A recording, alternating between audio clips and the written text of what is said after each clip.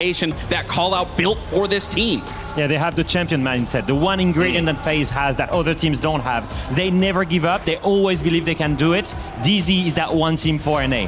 Now, as we go into the map, we're going to see the first bans. And obviously, like I said, I felt like Lair was a surprise pick for FURIA. Last time played it, they lost it to GK. DZ have looked good on the map, and we're going to see what we expect to see on the side of DZ. Some target bans, and for FURIA, getting rid of all denial. And that's something to note when it comes to DZ, especially when it comes to their maps and their operator bans, is they target operators. They target the opposing team. They don't play into their default. They're getting rid of the information game, and we know how Solid Snake can be utilized, especially talking about how aggressive the side of FURIA is. You take away that little bit of information, they're going to have to work a little harder. Now you got another piece of information away. That vertical play is not going to be as easy with Deimos being removed. They're going to have to get a lot of information for a buck that possibly is going to be used. Go for that vertical pressure, but already I like they're targeting the aggressive style from FURIA. Get rid of Deimos, get rid of Solid Snake. It's going to be way harder to remove any roamers. On their side, FURIA, they removed the two wall denial operators in Kaid and Bandit. They want to get those walls open as much as possible and as quickly as possible.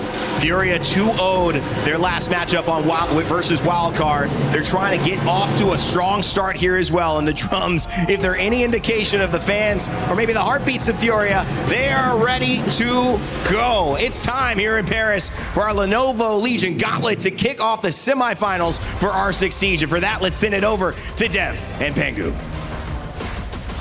Thank you very much, Rain Day. A brief moment of quiet from the drums as DarkZero close their eyes and get ready for what could be the moment that they book their tickets into their second grand final in a row. Exactly, and like the Des said, right, chasing that third and final trophy, the Major, the EWC, and the SI for a player like Force, that'll be history in the making. Same as well for Herds on the other side. Loira from FURIA was here in a grand final just a year ago at the Esports World Cup in Riyadh. Could he book himself another spot, another chance? We also have players from both of these teams that actually played 3 years ago in the G8 final as well, the spiritual predecessor to this tournament. It is a huge moment now for FURIA to conquer the North American Major champions from just 3 months ago. While DarkZero raised the trophy in Salt Lake City, it will be another task entirely before them today to conquer the furious FURIA. We're seeing the operator ban selection as well, right? It's all about the lethality of FURIA. So you target ban the Solid Snake, the Deimos as well, because DC know this isn't necessarily yet a great team of FURIA. It is 5 great individual players that have recently come together, and they will only get stronger and stronger with time. So right now it's about respecting the individuals, forcing gunfights in favor of DC, and weakening the stardom that players, pretty much anybody from FURIA can bring to the table. So I love DC's prep work going into this. No surprise, they have really good prep work generally speaking, but I think this is the 2 most influential operator bans that they can bring here in the first map. DZ won their quarterfinal against Weibo off of strategy. They really outbrained Weibo. Yeah. They mounted that pressure, and in the crux of those tense moments, Weibo could not hold their nerve. In that 1 versus 1 on match point or overtime point, Hoven bottled it. He missed his chance. DarkZero on the flip side, they are the epitome of keeping cool. As they look to do that on the defense, J9O kicks things off with a fiery start onto Boxera. The Flores going down. We saw an early spawn pick out of J9O. Now aggression here from Volts. DZ want to take the fight to the Brazilians. I see it right there. Just goes straight out the main breach. Well read there from Hertz to expecting the window flying from the sky bridge with the smoke and it being tossed in. Full says, evacuate, do not commit to the player, cannot support you in that 2v1 gunfight. And I'm curious at DC, will it try and outfrag and outperform FURIA or play that layer, the strategy, force them to problem solve instead? Well, for the first round, a bit of both. They got the opening pick, they won the battle. And now strategically, they're locking them for doing the next step, going for a puzzle. There's very risky business. Volts finds Hertz, leaving just the BB of Volts, who might get that shield with the grenade. But I think I would say here, the damage is done. They found 2 kills. Well and truly, Volts is more than happy to lose his Clash shield. He's one of the most prolific Clash players at the moment in the game. Now FURIA, not typically used to fighting from behind, a very aggressive team, and they are the ones who have been aggressed upon by DarkZero on this defense. Kino continues to fall on back. Another smoke. Was a small gap, a little pocket of air where he stays alive, doesn't take any bit of damage. That's good value there from Volps. No one ready. However, still fighting from a huge deficit. Now Kino tries to escape. He will do so safely. Crossfire on the bomb site for DZ. Furia might have whittled away at this defense, but they are still no closer to confirming a plan. All about using Loira downstairs in a perfect rope, but right now he's actually going to be up above with the main push. Flashbang goes out. They do have 50 seconds. Loira could go beneath them or go back towards that main breach. Fultz doesn't have the shield on the Clash any longer, so it's down to just brutal gunfights here. Will be brutal indeed. Diaz tries to use the Grim's Beast to assist him, but no, it won't even be a single kill here for Furia. A flawless round is a hell of a way to kick off the series for the reigning major champs. North America looking very good here in the semifinals. I'm sure call out the coach of DC is saying, I love when a plan comes together. When a good plan is successful, when the prep work is accurate, and when we show just how dominant we can be on the main stage. And I think just DC's ability to control the pace in the very beginning round is such a statement, because I generally believe that at this tournament, especially from the teams left remaining, Furia might be the hardest team to control on the server. They are relentless. They are brutal when it comes to the fighting. We saw them against Wildcard in the quarterfinals. Wildcard, who's a very successful team at taking the right fights together, they are just dismantled by Furia effortlessly round after round. Yeah, that's the thing. We talked a lot in the DZ versus Weibo game about how DarkZero are so good at those setups. They're so good at reading into their opponents, banning away the operators that their opponents need to crack through their setups, and then just sitting back and waiting, prevent that bunker from being broken. Now, Furia are one of those teams that doesn't necessarily need to outsmart you in terms of your setup. They can overwhelm you instead, because firepower is Furia's best strength. They haven't even found a single kill yet in that first round. So a little bit of a temperature check here. DZ are looking to play a little bit more of an aggressive game on defense than we saw from their quarterfinal. Double shield glass to kick off the second round on the tertiary bomb site, no less. There's a case where you go, do you just thermite open the wall, run straight through the bomb site and go for a plant? But I'm thinking, like, there's no Thatcher for a C4 denial, there's no real counterplay to any of the plants at all, no counter for the Clash either. So I'm curious how they're gonna problem solve this. To make matters worse, a mirror window on the external wall means that the thermite has to be very careful. Maybe Muncie can block the angle, use a smoke grenade just to shield. Wow. Enable the thermite. Impact grenade could still be successful, though in theory it will be. Getting rid of that the first extra thermite charge. Thankfully, thermite got a buff not too long ago. He has 3 now. So you cannot go 2 impact grenades or 2 extra thermite charges. You have to trade 2 for 3. So the wall will get open, but this is an expensive way of doing so. It's gonna cost all the hot destruction in the beginning of the round on a singular wall. Yeah, wow. I can't help but feel like Volps with that. Smoke. Okay. We're just going to go for broke. Sometimes you just have to send it and see what happens. Herds is looking to try and cover from inside. There is no Soulless. There is no information on where that plan is going down, and it will be confirmed here in the 5v5 as DarkZero finally finds the first kill here for Furia. DZ are now forced to make some moves. We can push forward! Furia have brute forced their way into that bomb site, and this post plan looks nigh impossible now for DZ. As the Clash tries to get active, but the Blitz will not be able to hold his nerve, will not be able to hold it in the post. And you're right, the Clash can now look for a chance to defuse. It's up to Loira and Diaz in the post plan as NJR's found one. The 5 versus 5 in the post plan. Diaz has no choice, but he will not find it. Oh, DarkZero. Not for a second do they worry, not for a second do they fret. They will conquer it in the post plan without a stress, without a care in the world. Ridiculous how they played the entirety of the round. The prep work there, the mirror window, impact grenade denial, and I'm thinking there's no way Fury they brute force this problem, because any C4 going out or a toxic bait is gonna stop the plan from going down immediately. But they do full commit, they do not hesitate, and they get into a 5 or 4 man attackers alive post plant. That should be a round victory. That should be easy.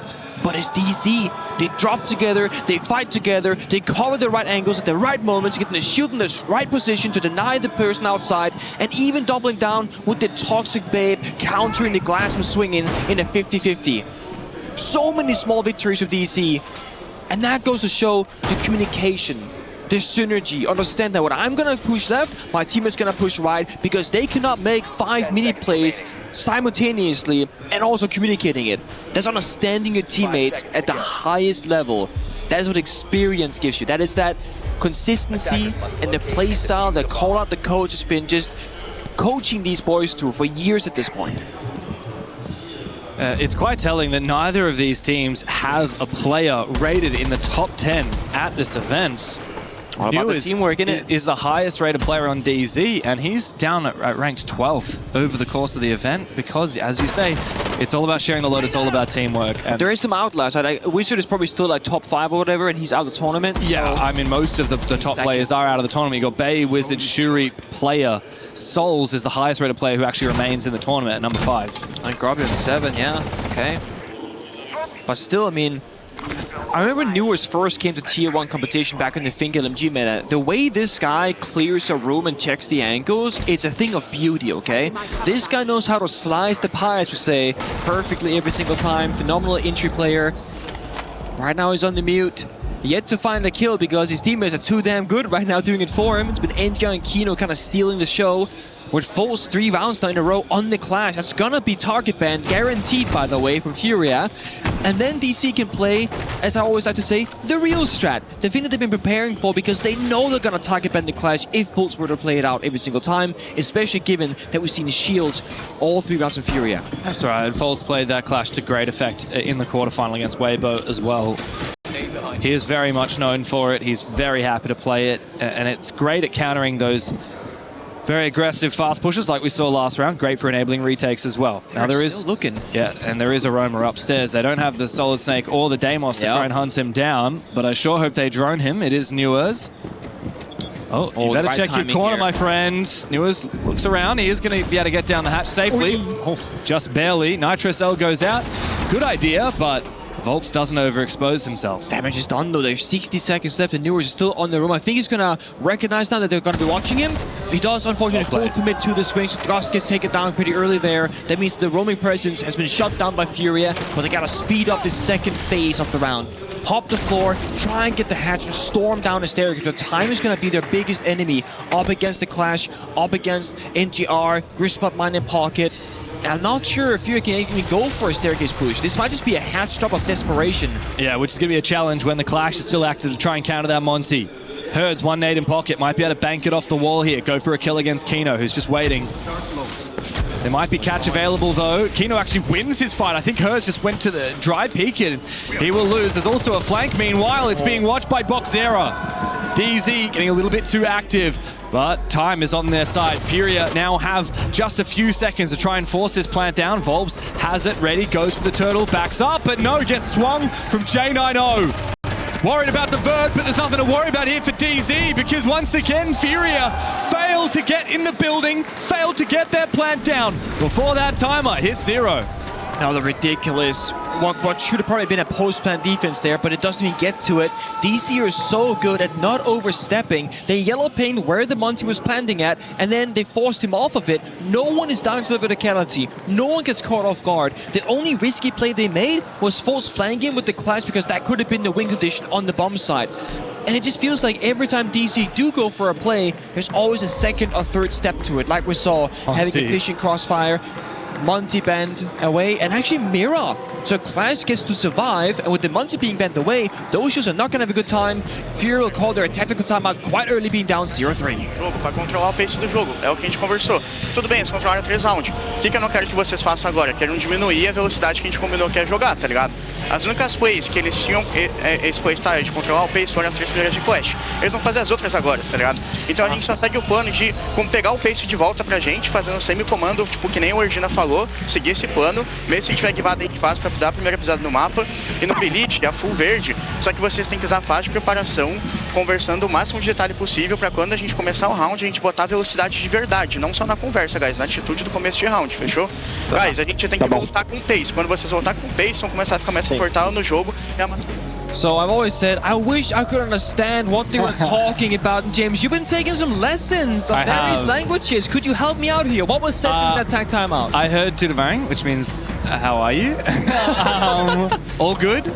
Question mark. I'm not sure if that's actually what he said or if it just sounded like it, but look, that was pretty much all I got, unfortunately. I still got to work on my Portuguese. We need to get Maria back in for one of the future broadcasts when we got these guys on again. But, you know, of course, Redux, who is the new coach of FURIA ever since they had their big roster reboot post-6 Invitational. He was the coach of Team Liquid back in the day. He's a very experienced player. He had his own playing career prior to that. That he did. At FURIA, of course, it's 5 players that were on 5 different teams before this event rolled around.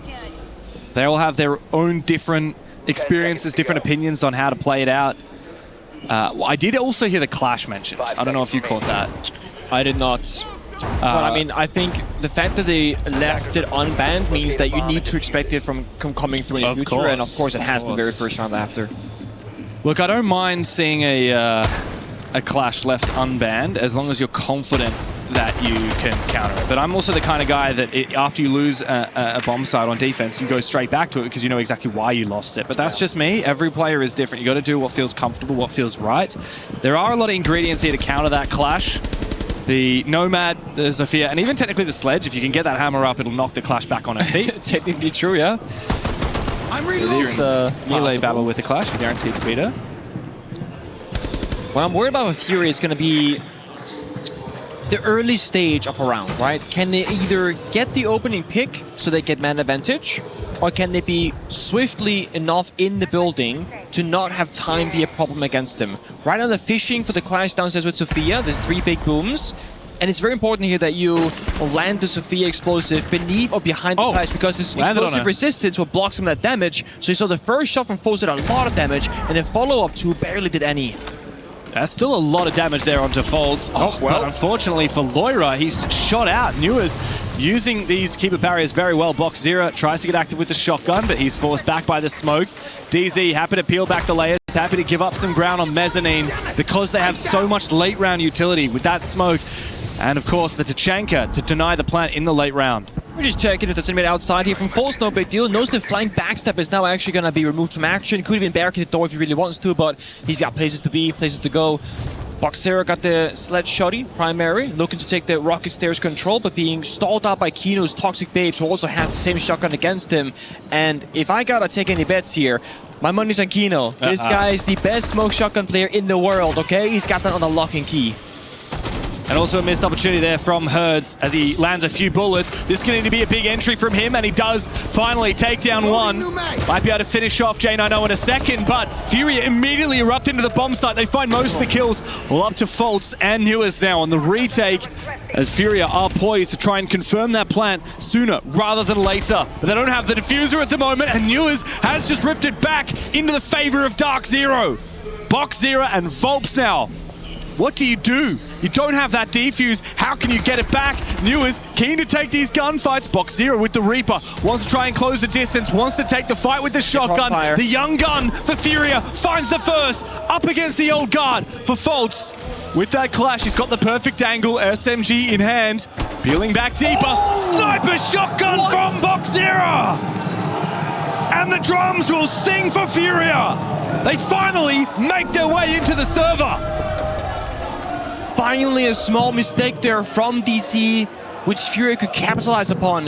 In the 1v2 for DarkZero, Nuas was prone on the floor, a little bit too far to his left-hand side, so it became a 1v1. Foes couldn't find the angle. He's standing, you see it right here. If Nuas is a little bit further to his right, they see the angle at the same time, and they have that crossfire. So just a little bit of lack of synchronization that they've been so good at thus far, but DarkZero landing those shots, taking the fight. Yet the Reaper secondary and shotgun primary, neither of which you would want to take that fight with. Big moment for DarkZero as well. At his second ever international event, only 4 months since joining Tier 1 of Rainbow Six, after 5 years of playing in Tier 2 as an underage player for the majority of it. He's also the only one in the server right now that has never been in a grand final at an international event. Most of the players in the server have one or 2 trophies, or even more in the case of a player like Herds, who's won 4 trophies across his career and been in a grand final that he lost all those years ago. Six Invitational in Montreal 2023 when he had Volps on his team back in the W7M days. DarkZero, very much new blood, 20 years of age. Top fragger right now as well for FURIA. All of a huge clutch. The thing is, right, DC, they won some rounds that was a bit of a clutch side on their behalf. Only felt the FURIA get one back. And this time with the mirror window being banned away, the wall can be popped open, but Diaz is very particular about how he wants to approach this. Surely we don't see the same full command push 200 times in a row, right? Smokes are going out, the glass is there, the fuse is there, they're gonna do it again! But will it work? Surely not 2 for 2. Loira is watching avidly. How is this happening? The plan will be They do not confirmed know. indeed. Oh, they Grismont Oh, wow, genius. The plant denial with the Grismont mine, something we see so rarely, but DZ have clued in that FURIA want to get in the building fast, as they are often want to do. And that does bait out all 4 of the smoke gadgets from FURIA. That Glaz essentially just a gun from here on out. What a good read there. Using Grismont for plant denial. C4 also was spent though from Newer, so there's less ways of dealing with Volps on the shield right now. It all is down to Kino and forcing the clash. This battle here has stalled out FURIA. DZ happy to expend their util early, all 3 gas babes, just to prevent FURIA from getting their plan. Back to the breach! And indeed, it is now back to the breach, but this time it'll be raw with no smokes. A few flashes to try and enable it. But that means that the peaks can come through from DZ. A swing from Newers here, low HP, but most of the info is being garnered by Fultz. With that clash, Newers eventually will fall. He wasn't able to answer his phone safely. FURIA are now so close to that bomb site. Big aggression there with the air jab as Hertz finds a triple! NJR denied the plan, but he cannot deny FURIA! A flawless response as the Brazilians find their second round. The same execute twice on the breach, countered in 2 different ways by DC, but FURIA, they are relentless. They go upstairs, they flip the attack, they say, you know what, that's not gonna work either. Back to the breach we go. But they push together from the bomb site door, from the breach. You saw DarkZero, they weren't fully aware what was the bait play and what was the real play. They were thinking, okay, if we commit 2 out to the bomb site, they're gonna pick us apart up top. So they were watching their angles above them instead of watching the verticality down towards the breach, unable to help Fultz there on the clash. So he gets the shield away, goes for a gunfight, Hertz goes for a counter swing, finds 3 headshots in quick succession, and single-handedly finds all the kills that FURIA needed to win that round. And this is classic FURIA. Every round comes down to somebody stepping up. Of course, a lot of team play, but you cannot deny that 2 rounds ago, it was DarkZero that took matters into his own hands with the 1v2 on the shoddy. That round, it was Hertz. He found 2 on the bomb site, including the clash of Fultz, and then quickly flicked around onto the flank. Hertz has been one of the most prolific players of the last 3 years. After losing that grand final with W7M in Montreal to G2, he went on to win 2 majors, a 6 invitational, and then a year ago, the Reload Finals, the only trophy that FURIA as an organization actually have in their trophy cabinet. Also been to 2 SI finals in which they lost, right? 1 to G2 and then 1 to FaZe later. So, I mean, there was a world where that core of WCM would have won 3 SIs in a row, and the same percent for FaZe Clan. They also could have won 3 SIs in a row had they not been stopped in the comeback story from that WCM core. Craziness from Brazil the last 3 years or so. Makes a thermal charge one on the soft wall, doesn't really get the job done. There's a secondary shotgun from Hertz. He can reach that open. Maybe he forgot he has it, you know? Hertz doesn't strike me as a Thermite main, okay? You know, he's a great player and all, but maybe not the first guy I would put on Thermite. Has he really brought pistol, or has he just forgotten? I don't know, but he's not going to go for it. And that leaves that pressure open for General. Takes it out to Loira, who's taking a lot of damage on the Twitch F2. Not going to be able to take many fights in the future, but it's okay. He has 2 Twitch drones in pocket, can use that utility instead, and help his teammate move forward. Yeah, but you're right. Genano is looking very unfazed here in Warehouse. Eventually he will fall back, but he's delayed so much time. Surely he's clued into the fact that there's a Glaz. Diaz has been playing it a lot. We've had all of FURIA sharing it around. 3rd round. That Glaz. 3rd round in a row. A lot of smoke still being spent here in Garage. That's the 5th smoke grenade being spent out of the 6. They actually have 8, sorry. Oh my God. They have many more to go. 8 smoke grenades, a lot of pressure on DS to succeed now on the glass. And every smoke gives them a little bit further in the building, but still being stalled out here in Warehouse. Good angle to swing here. NJR with the Scorpion in close range should be favored in this fight. And indeed, he will swing onto Diaz's head. That's goodbye to the glass. Wow, what a shot from Hertz. Big kill to even up the numbers again for FURIA.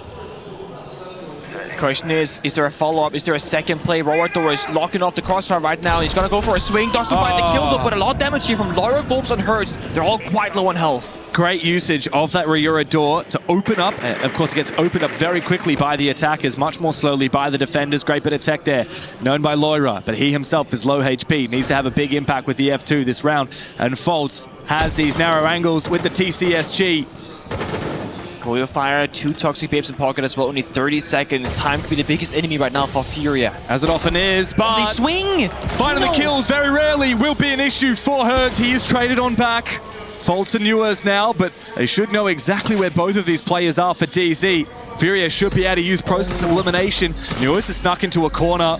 A couple of shots, rat-a-tatting out from DarkZero, but he goes down. Now it's all up to Newers. Pops the fire extinguisher, but he can't cover himself for a second on 1 HP. Lyra finds a 3rd round in a row for FURIA. It's a comeback in a very big way on their map pick as we go into the scheduled halftime timeout. Guys, perfeito, mano. Agora eles estão em choque pra caralho. Voltamos, o pace é nosso, guys. Caralho. Segue esse flow, tá ligado? Eu acho que a parada que vocês têm que a diferença da gente pra eles agora, a gente tá num momento de coragem pra caralho. A gente tem que usar isso aí na defesa, guys. Coragem, vamos fazer os piques que você falou, que os caras saem que nem os loucos da base, tá ligado? Guys, hora de botar medo neles, tá ligado? Eu acho um pouquinho, a gente voltou o controle, vamos começar a botar medo. Só vou lembrar pra vocês a ordem de defesa e vocês conversam os detalhes de como é que vocês vão se comportar em cada uma, tá ligado? Lembrando, a gente vai fazer a Step Shock, porque eles deixam choque geralmente, eles só vão se foder com cai de tuba nosso, tá ligado? No CO. Depois a gente vai pra Labs Fúria com Double Dozer escada, não vamos esquecer disso. Vopão, você é Card, você tem que esconder no Neymar. Obrigado. E o Beto vai de ela. É lá pros caras que vão rodar a escada. Depois, guys, a gente vai pra Beliche 4-1 com choque. O Wolf vai de Bandit, o Ordina vai de tuba. E aí você joga com... Know if they're going to be on the Namos side. If they do, remember we talked about, we can put the Grim on the front, use the buck from below. Or if they're doing like heavy wall and all package Volker, remember as well, we can use the IQ to get those walls open. Kind of just read that though. And if they're not playing the wall denial, and we identify that, even though we're not going to ban it, make sure we're bringing the fucking hard reach out and creating some pressure around before we go into what we already prepared for. Yeah. Heard on it. Maybe something else. Yeah. Swagger and Septal Junction perhaps. Little Swagger. And we also have something very exciting, Diggs. We have a brand new off 3-2-1. The big bazooka. I thought we pocketed that, no? No. Something brand new, Kolat says, huh?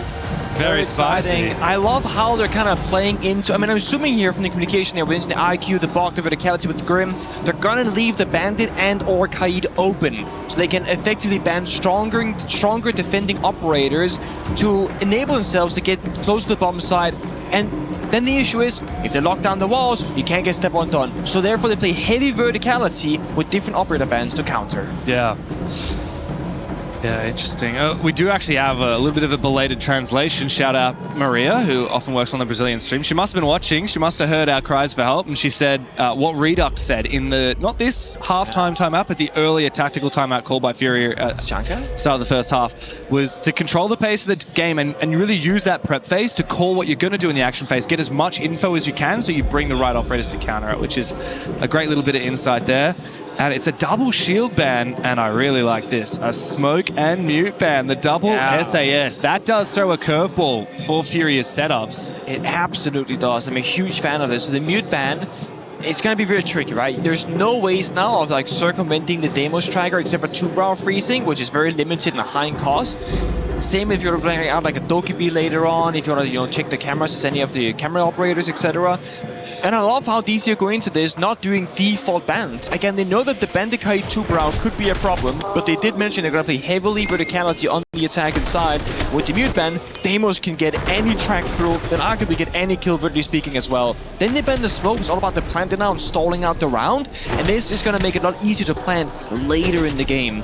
FURIA with a double shield ban feels a bit like, what's that going to achieve? You know, like, sure, there are some great shield players on the side of DC, but there's 4 shields in the game. Banning 2 of them just means they'll play the 3rd or 4th option. They're not going to stop playing the shields. Yeah. Look, it doesn't remove shields completely, but it does make you have a think about which ones might be the biggest problem. And in this case, for FURIA, they don't want to deal with Monty or Blitz. And I'm looking at Keno's most played operators in the last 3 months. All 3? Actually, Blackbeard, Blitz, and then Monty. Blackbeard, his favorite, and that's not the one that's banned at all. And again, you get the frag grenades with that as well. Oofed. A little bit of damage to the J9O, who did get a spawn peek himself in a very opening round using the same operator off the 2 per hour.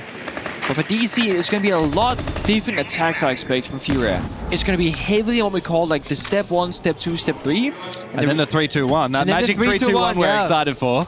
And the reason why those step 1, 2, 3 is so important is that when you're working together with the verticality beneath and the lateral push above, you have to take the space below you as you're progressing the map. So Kino in this case has to wait for the downstairs player to push beneath him. Check it with a drone, hold the flank, etc. So it's all about leapfrogging back and forth and helping each other progress the map. Bulbs is rotated downstairs, expecting somebody to be here. Currently there isn't anybody, and that's why that C4 can be so lethal. Because DC haven't sent that player yet downstairs. They actually went off the demos in the last few seconds of the attacker repick phase, so perhaps they're not gonna work it from the verticality after all. Good little double job there from Foltz. He manages to breach the wall with the Flores, but also get some info. I believe he did say that player that was hiding in display.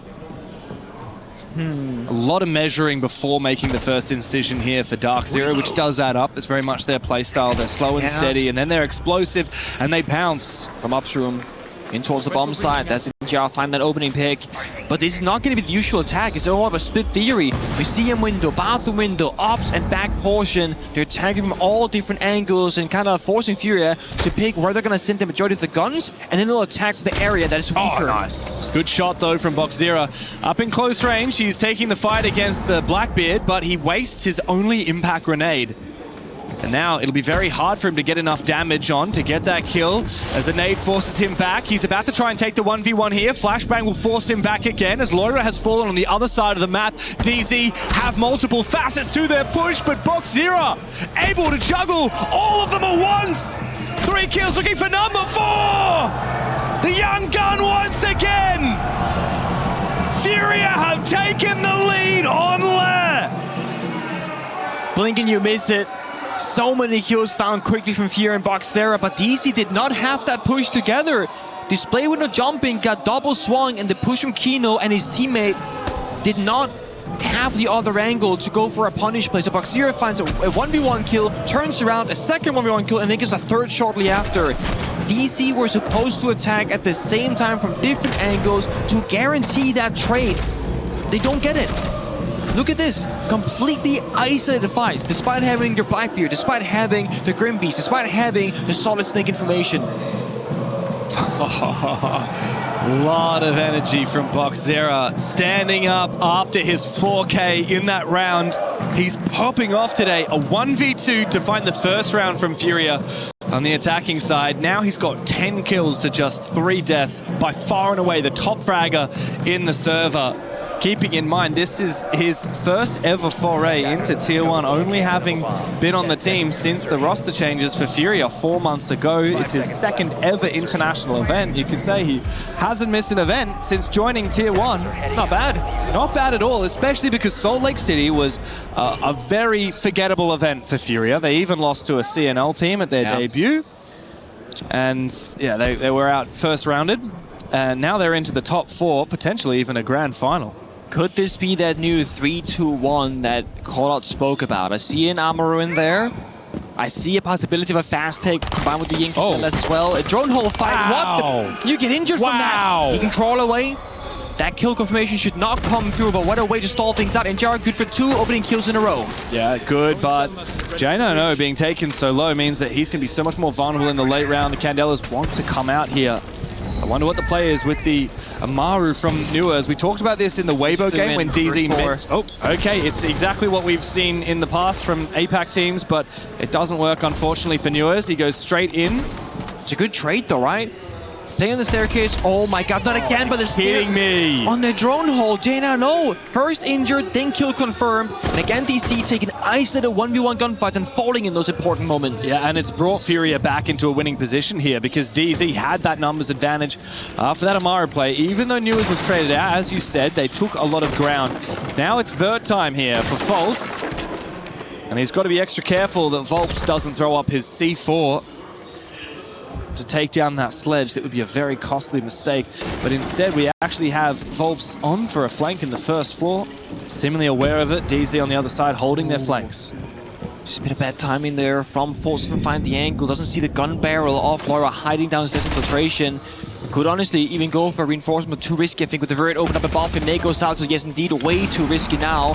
That means Kino can take that space with the Blackbeard. Wants to try and re-peek it. A little bit of damage onto MJR. He's so low on HP now. He just wants the tiniest chance here to go for another shot. The Blackbeard staring him down. Volps gonna try and toss out a Nitro Cell. Thankfully, NJR backs up just enough, and Kino doesn't take damage either. But Loira insistent. The nade is likely going to flush him out of his position, but no, he's dancing with death. 2 ways, wants to take the fight. It's a double. Loira is a demon. Laughter ringing in the server from DarkZero. It's Volps in a 1v3, and he's given no quarter by FURIA. 33 seconds with no diffuser. The drums are ringing out for FURIA again, and Volps will put the final nail in the coffin. It is 5 rounds in a row for the Brazilians. Once they control the pace, they do not let go. Absolutely ridiculous performance, and with that, I think it's time for Call to get to the action. DC will call their attack timeout.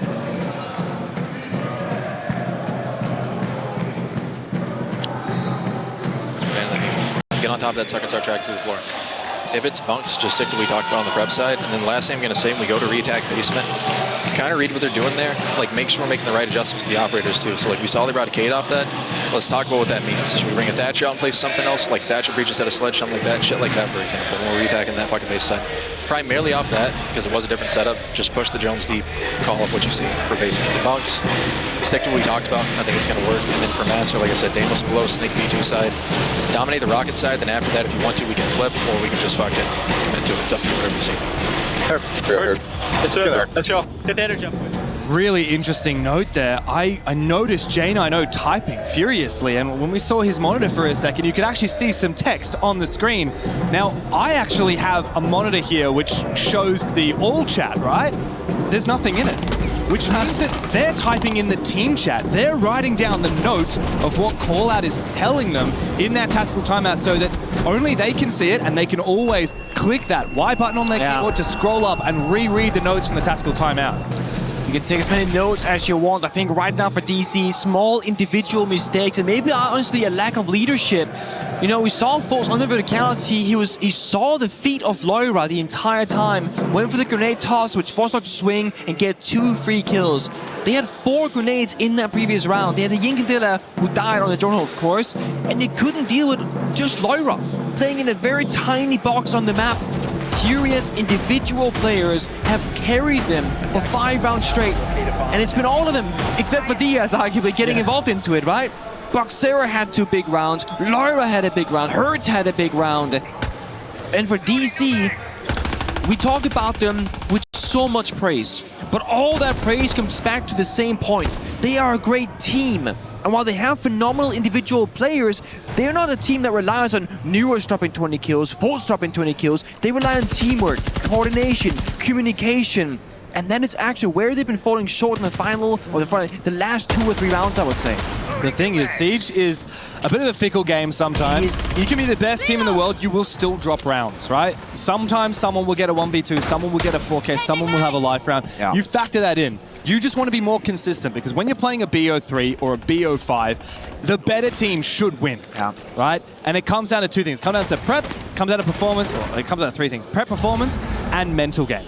And DZ are insanely good at all of those 3 things. They are. But they're starting to falter because they've lost 5 rounds in a row, and it's starting to get to them. I mean, I saw NTR's player can there. I mean, he's fist bumping his teammate. You can feel the frustration, like very aggressively with it.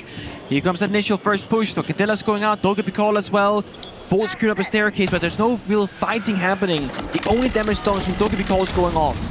But Candela, Hertz, elects not to use his util to try and slow down the push. Instead, he just falls back quite simply. Hold on.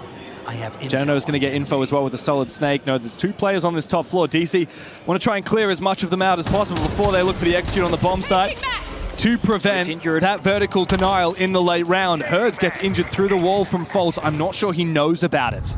Might be able to go for the finish off. Volps is worrying. Volps is in fact pre-firing him straight back, and Diaz from up above on the hatch.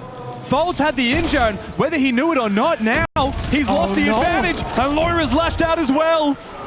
Back on his feet, Herds can spring into action on the bomb side, but it's DarkZero and Diaz together to put DZ in the most unenviable position of all. NJR can't find a damn thing. The one player who was yet to step up for FURIA, it was Diaz. He had his moments. That makes it 6 rounds straight for FURIA, and every single member now is clutched up for the team. DC once again taking 1v1 fights. Like you said, Foles, did he know he had the injury? Maybe, maybe not, but he gets caught downstairs, he falls first. The upstairs push also, again, lacking that synchronization. A player dies, 3 seconds go by. A second player dies, 3 seconds go by. The third player dies. A lot of pro teams, they have this, like, rule that you should only be a 1 second sprint away from the trade when the fight is happening. If 3 full seconds are going by between those deaths from DC, it means they're either too far away or they're hesitating. That or simply a lack of communication, which I keep going back to because it looks like the comms are missing. And if you have Foles on a lurk roll downstairs while the roamers are trying to deal with the upstairs attack, maybe Foles finds himself in the wrong spots on the map. It is so challenging in Rainbow Six Siege to call a roam clear if you're not a part of it, because you're focused on your own gunfight, your own positioning, your own play in a different area of the map.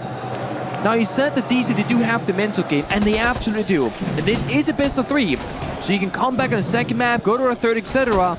But the way that things have shifted after a dominant 3-round streak for DC is a concern. Yeah, I mean, it's Nighthaven Labs after this, and the desk was saying FURIA, not the best Labs team. DZ picks that map. But my concern is exactly what you just said. The fact that, not that this is 6-3, the fact that this is 6 in a row from FURIA. DZ were dominant in those opening 3 rounds. Since then, FURIA have been unreal. It started with a 1v2 clutch from DarkZero at 0-3 down. And then it just turned into an utter tsunami of FURIA. So they're all taking a deep breath. Just kind of reset going into this, right? Third operator bends, DC target out the Warden. But we don't see a Glass, we don't see a Ying, we don't see any of the operators that would work really well into it. And I don't know if this is them not finding all those 5 defending operators in the prep phase and then not having the full info to make the right decisions. But it does feel a little bit lackluster. FURIA, the good read though, did ban away the Glass, so that's not going to be in the equation any longer. It leaves just the Ying open. So opening pick is going to be so important. DC need a good, strong start to this round, then re-stabilize, get back together as a team, and then attack and pounce forward together. A lot of the util is being expended here just to try and take down these castle barricades. No longer do we have 3 big booms available for J9O. He's just got 2. He's used 1 on the castle barricade. Wow, timing that with an explosion. I don't know if that was deliberate or not for Nuers, but might have masked some sound from him as he looks to go below. Put some vertical pressure on those anchors on the bomb site for FURIA. And with the castle getting targeted, that tells DarkZero that he is open for a flank. It's a beautiful bait for FURIA. Good trade from Foltz as the top fragger from FURIA will go down. But DZ still are no closer to pushing into that bomb site. DC had the hallway control, but NJR and Kino, General locking down the bathroom flank as well, so they have a little bit of space to work with, but almost no hot destruction last summer going out right now on the wall. But there is an impact trick in the pocket of Hertz, waiting for it, tossed on out. So again, now DC forced to go for plan C. They gotta just brute force the door. Actually, no, the breach did get opened up. Goyo fire pop. 60 seconds to play. Oh my god, as if you get this done with the Boss G. Herds should surely not be favored to win this. It's nigh impossible to win a fight against a Blackbeard with the Boss G, even when he aims you down sides. You need rate of fire. Now he gets the SMG-12, gets taken down, but immediately FURIA back up. They've still got Diaz on the bomb site. The fire will go out, it will slow down DarkZero, and it's a flank from Volps.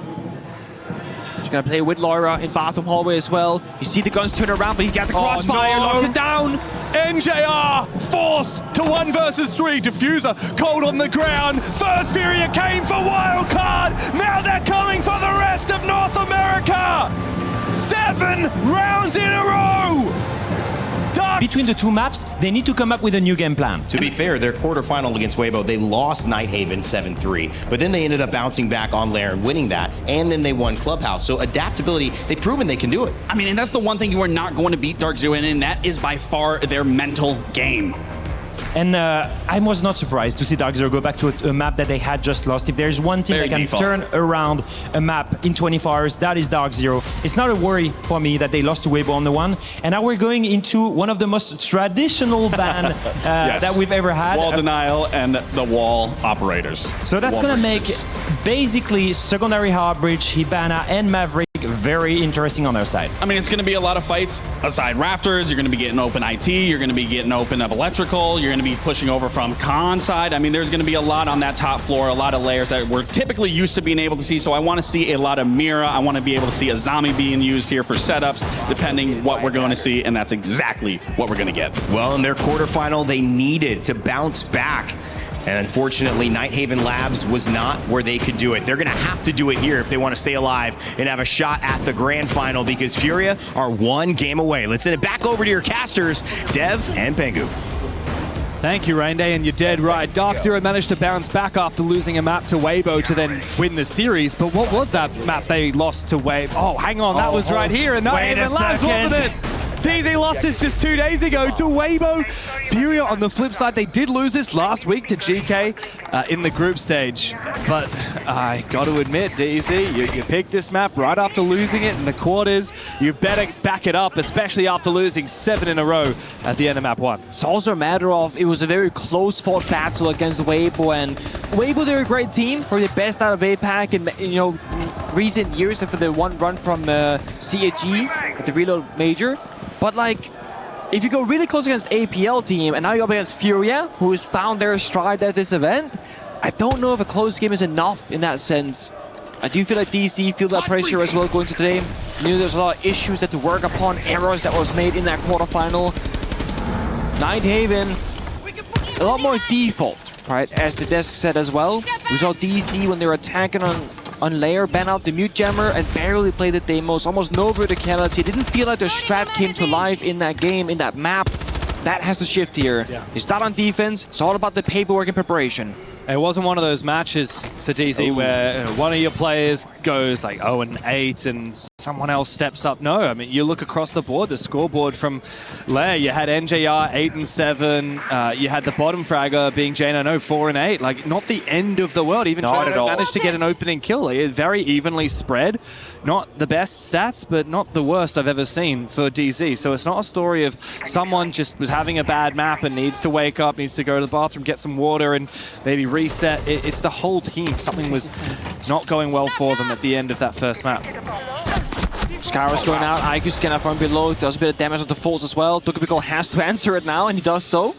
So he stays alive. But DC already feeling all that pressure. They got Volps on the shield as well.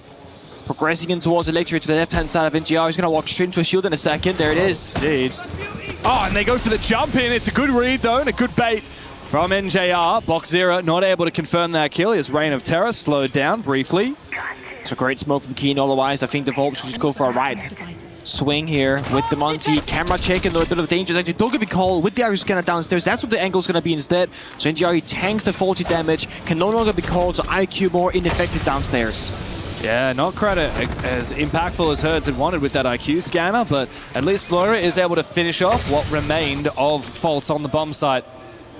With NJR low HP, he has to make sure not to expose himself for even the brief of moments. The second this smoke expires, got to push here. Newell's get injured though before the push has to come. Yeah, if we have an overpeak here from J9O, it could be bad. Time is ticking away. Flashbangs will come out. The revive from J9O onto Newers to get him back on his feet. Kino finds one big with a shotgun. One of the best shotty players in the game at the moment. DZ recompose and prevent that eventual execute. They've finally broken that streak against them by getting around on the board. Still a bit too close to comfort, I think, and I like these sort of mini games of FURIA they're implementing. Seeing them with the Dokkaebi, call, IQ scanner downstairs is almost like a one-way buck and a one-way demos, because when you're bucking open the floor, defenders can use it against you as an attacker downstairs. When your demo's tracking, you gotta find the right person that you're targeting, and also they see roughly where you are, and people can watch down the verticality. With the IQ Dokkaebi, there's no counterplay. You're getting shot through floor that isn't broken yet by a electric scanning gadget and a pistol. Yeah. So it's quite cheeky, and it almost found them 2 kills. It's a great idea, but it's also very low damage, so you have to land a lot of shots or you have to get lucky and land a headshot. And you're not likely to land a headshot because it's the legs. Well, it was Hurts, legs in the body. so- Hey, you never know with Hurts. You never know. He would have gone ballistic if he'd found a kill or two, though, that's for sure. The tick damage, though, it counts for something. Nice little one idea, but it's a nice one to try in ranks if you want to coordinate with the player on your team. A little bit of fun. But for FURIA, they'll have to have more than that in the back of the tank. And at the moment, it's next up for DZ. A defensive control room and storage. So what is the play here for FURIA? Most teams will look to try and take the top floor at the start of the round, the bottom floor with the late lurk, and then execute into the bomb site. But with how many hard direct hits we saw from FURIA on the first map, wouldn't be surprised to see more of the same here. That meanwhile, IT continues to be a problem for the attackers here of FURIA. A mirror window popped open, mute jammers behind it, the Skyros not effective, gotta get either EMPs or go on the roof here, find the angle through the mirror window itself. Yeah. But it's just slowing down the round significantly. Look Diaz, he has no help right now. And it's right in the midst. There comes the EMP. Now they can open it up for a bit of pressure. But that has actually cost them a significant amount of time and even resources for the very first step of the round. It's a good kind of maze of problems for DC. C4 Folds finds Hurts as well. Huge pick for Grim, and the breach is not really workable just yet. Morgs Kairos need the last 2 in pocket. And one of them got shot, I heard, so I don't think they can walk it in. No, they cannot. Uh-oh. That's a very awkward breach. This is the whole strat behind banning out that Ace Thermite combo. You have to use the Hibana, which can very easily be countered with a nice combo. Good spot, though, from Loira. Doesn't expose himself to the Razor Broom from the Thorn. So I think the win condition here for FURIA with that breach a little bit mucked up. The way that they get into this is by lurking in, as Loira intends to do, especially if they're able to play good execute onto Kino at the top of the blue stairs. So much time burned away. DarkZero falls as well. There's just DC locking them outside the building. I mean, no one's really injured when they do. They die immediately. Right. This is much more of the flavor we expect to see out of DarkZero. Volps and Loira, the last 2 left, and Foltz continues from the top floor to get information with that cardiac sensor. Loira not even able to find that kill onto Newers. Not a lick of HP down onto any of the DZ players. Volps 1v5. I mean, this one, at this point, you may as well just take as a chance to talk to the team and say, guys, what do we do for next round? But it's Volp, so he'll give it a go. Do his very best. And if anything, just find an exit frag or 2, get some more kills on the scoreboard, or just exit the building once again, perhaps, like you said. Discuss with the boys what the problem's gonna be about, how to fix it going forward. FURIA had a similar slow start to the first map of Lair. They started 0-3, and then they won every single round after, so I honestly have no idea what's going to happen. Well, the one thing I do know is that FURIA's coach has just said that we're going to take a tactical timeout after this round ends. So Volps, before the tactical timeout, can just have a little bit of an impromptu one. He won't be able to talk to his coach, but he can talk to his players right now. He'll save the KD, maybe try and bait a bit of KD out of this one. I don't think Kino's going to fit. Oh, sorry, it's Foltz. I don't think Foltz will feed him. There we go. DZ take the round. A good start for them to Nighthaven Labs, but now as DZ figure out what their next defense is, it's a tactical timeout called by FURIA. Let's have a listen in to what the Brazilians have to say. Guys, eles estão literalmente repetindo o comp e a ordem que eles fizeram na análise, tá ligado? O que eles vão fazer agora? Eles vão counterar o nosso split colocando o espelho lá embaixo. Guys, eu só queria pausar pra falar pra vocês não começar a brisar de sair do plano, tá ligado? É a mesma coisa. Eles vão fazer a tática deles, um 3-1 com o espelho lá, a gente vai fazer full caçado pra foguetar em cima, padrão, e depois a gente vai banir mira, a gente joga split. Guys, depois que acabar o plano de parede, a gente vai estar muito mais leve, muito mais solto pra conseguir fazer as entradas rápidas, tá ligado? Vamos focar na agilidade depois, que eles só travaram nos 2 primeiros rounds. Só tô falando pra vocês não começar a entrar em noia de mudar muito o que a gente faz, porque vai dar certo. Só tem que fazer muito bem feito, tryhardar full, tipo, botar energia nas paradas que a gente precisa fazer como time, não parar de solucionar o problema, e é isso, guys, não desistir. Fechou? Bora, porra. Vamos que vamos. Unfortunately, I did not catch much of that Portuguese. I heard what I thought was like combi or combo, and I thought it could be the attacker lineup, you know, what combo they're gonna run, I don't know. Not a clue, to be honest. I got to say, though, just to remark on what happened that round, I think you were absolutely right about the Hibana. Really well countered by DZ. I think after this next round, we might see that mirror ban come out from FURIA, because with that mirror ban, it'll be much easier to use the tin can openers. You might wonder, why aren't they just bringing the secondary hard breach gadget, and why are they running Hibana? Why aren't they bringing Maverick? Well, the difference is, with a mirror window on the wall, when you're having a melee ranged hard breach, you're going to get C4'd. Yeah, you are. Or even just shot. Like, there's so many things that can go wrong, effectively. And the mute jammers then double down with the mirror. Then you can't even explode the X-Kairos to begin with. So you gotta get the EMPs in there, but then it's like impact tricking regardless, and it's like keeping it's just a mess. It's just a good combo of tech. I mean, so much of Siege these days, it's not about we bring one specific operator. It's about the combo and how they complement together. I can see that Maria Benino, our Brazilian woman on the inside, she is typing right now. All right, we'll wait for her confirmation of all the set there from the side of FURIA. I'm sure it's gonna be similar to the first time. Momentum, pacing, control, confidence, because that's their whole playstyle. And they're looking for that right now. Block up in a wall, send Volps on in. Once it's oh, okay, you can vault through. There's a lot of map to take here, of course. It's basement bomb site here. Just a bit of fake barricades upstairs and know that it's gonna be clear. Check all the corners, have Lawyer on the Solid Snake with the gadget, checking for intel. DC are all playing on the first floor, and then a single player, of course, in the basement itself. And FURIA making good progress. First 60 seconds, they got full top floor control with the bug. They can break the floor and take it step by step. But Kino's found his way upstairs, straight into a blitz. Yeah, almost gets damage onto Volps. It would have been deadly had he got that injure, or at least a large amount of damage onto the blitz, but he had to back away or be vulnerable to the flashbang. So he falls on back. And it looks like the Roam is going to be trying to retreat here for DZ. We do have a call from Maria. They're literally repeating the same comp and the same order they used before. They're going to counter our split by putting a mirror down there. I pause so we don't do something. That was not our plan. Let's go for a full hunt upstairs, and after banning mirror, we'll do the split. We'll focus on being more agile after. Just don't get in your heads. Don't change too much what we're doing, because it's going to work, and don't give up.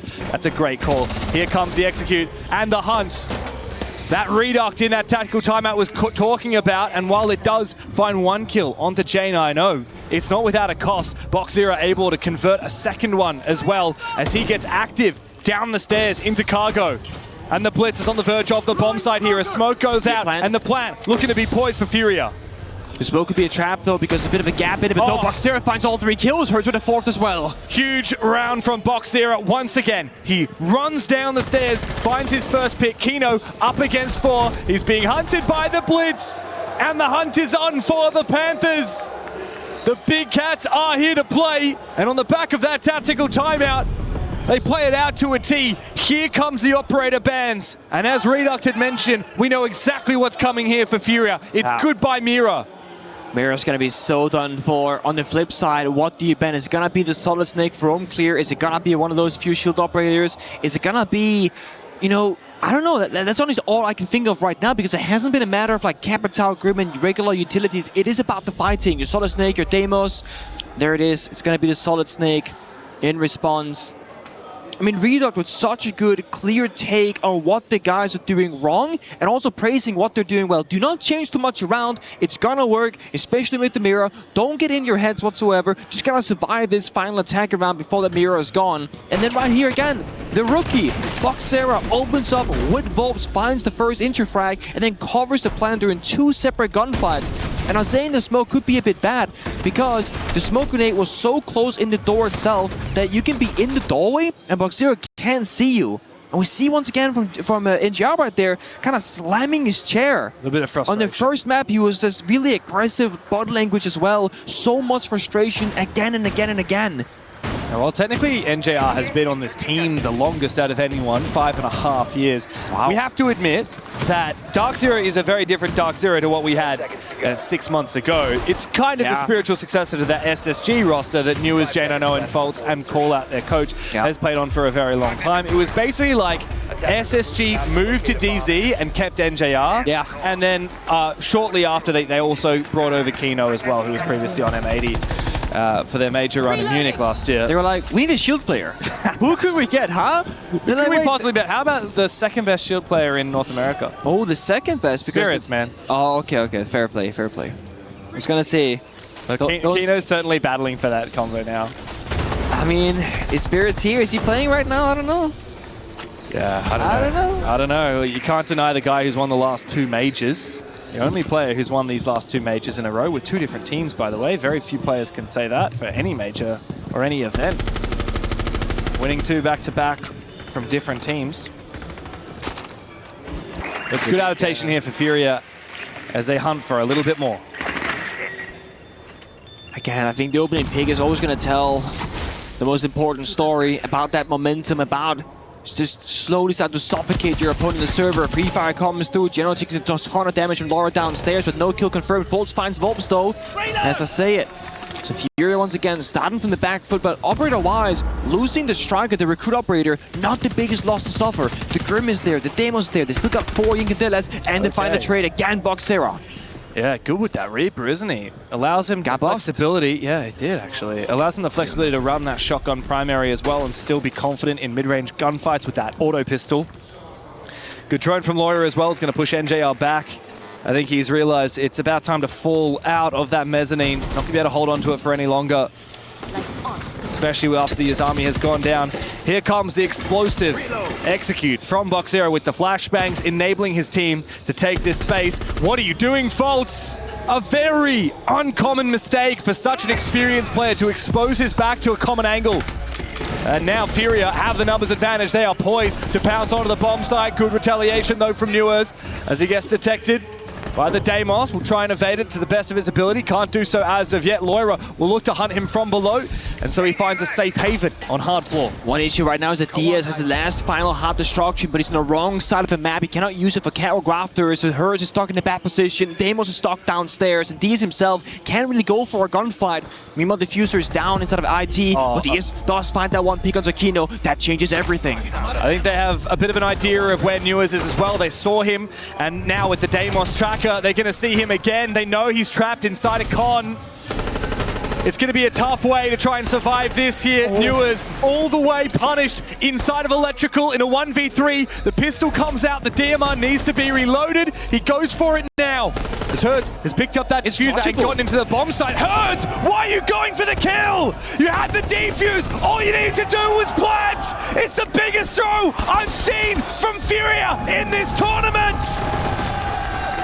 The clutch from DZ, unnecessary mistake from Herds. Get him boxed in, literally in a box. Deimos striker, frag grenade, Baba get on the door for full intel on the sound cues. No way you should lose that if you're FURIA. That is a blatant troll from Herds. He walked in, diffuser in hand, looking for a fight, wasn't higher on the HP meter either. Super disadvantageous spot to take. That could have been a simple round. Walk in, hold F, win the round, celebrate, boom, you go next. Instead, bro's trapped. Now you're down 1, 2, 3. Look at it right there. So unnecessary, so uncharacteristic as well. I can't believe that. And look, for Newers to not panic too much, not overpeak, the fact that he was essentially like, if Herds had played that right, Newers just would have lost. Yeah. Right? You know, he would have stayed and hidden, and then it's a post plant, and then they're waiting for him, he has to move, and he doesn't win. But because he kind of played slowly, played patiently, didn't think, okay, I have to make a move now, otherwise I lose, that gave him the chance to win. And with that, I mean, FURIA have thrown away a round that was very convincingly theirs. I mean, that was their opportunity to tie it up 2-2 and change that momentum that we keep speaking about, right? Gain back some of that confidence. Now it's going to be, oh my god, we won. Oh my god, we lost. Frustration once again. DZ need every single defense round they can get. They only won defenses on that first map. And against Weibo as well, it was their attack where they struggled. So getting given that free round there for DZ, thanks to the clutch from Newers and the mistake from Herds, is a gift, a huge gift from the Brazilians to the North American squad. And now they take that gift and they wrap it up, tie it up in a nice bow, and go to Kitchen, this tertiary bomb site. We saw them play against Weibo. Yeah, they love to play this one. And again, I think it's only really playable with the Clash on the board. Fort's one of the best Clash players at this event, maybe the best Clash player. Supported by both the Wamai and the Jaeger for just countering any sort of projectiles coming his path. Early C4 as well from Kino, takes almost the entire health bar away from Volps, down to about, what, 15% of his health bar now. Has to be worried about every bit of damage. Goes for a swing, goes down. Is that FURIA feeling the frustration and just saying, screw it, let's risk it all? Because that is not a fight you want to take. No, I mean, it's 2 rounds in a row we've had someone get completely ego checked here from FURIA. Okay. Maybe shoot it. Maybe just get rid of that. Thank you. Very nice. ADS taken down. FURIA, after finding that kill under J9, in theory, can recompose, but be careful because Kino's retaken the top of blue stairs. He knows the diffuser's right outside. And shotgun in close range if Diaz gets up close. I think they're reading into it though, but Diaz needs help. He can't just play this. And the thing is, Kino's on a jammer, and he's also tanked the first hooker because he cannot be called again. Grimbees, though, will be able to expose him. Yeah, they will. Diaz needs to use it. The mute jammer no longer prevents the Grimbees from getting that info. Oh, wow, what a shot. Despite the air jab, NJR still weaves the angle onto DarkZero. Oh, hello there. Kino trying to retreat on back. Herds is watching for his position. Oh. It's good night to Herds again. Loira and Diaz, the last two remaining. And DZ now on the tertiary bomb site. Look to surely finish this round off. Finally, the Bees come out, but it's far too late here for FURIA. And Kino and NJR right now saving DarkZero. 60 seconds to play with. Still winnable, though, I will say. Especially if Newers goes down inside that games room first. He's sitting at 6-1 scoreline, ready for a fight. The drone missed him, jumps up and now spots him. But there is a crossfire, and right behind him is the bomb site. Yeah, NJR's got his back. Newers doesn't have to swing until he receives contact from his teammate. NJR might overpeak a little bit too much. He certainly doesn't need to. Vert from up above from Kino shows another layer of the defense here for DZ as Newers will find that kill. It's the crossfire played to perfection by DarkZero. Now they start to run away with it. It's 4-1 in the lead. If this becomes 5-1, then that loss of Herds from 2 rounds ago will haunt them for the rest of Nighthaven Labs.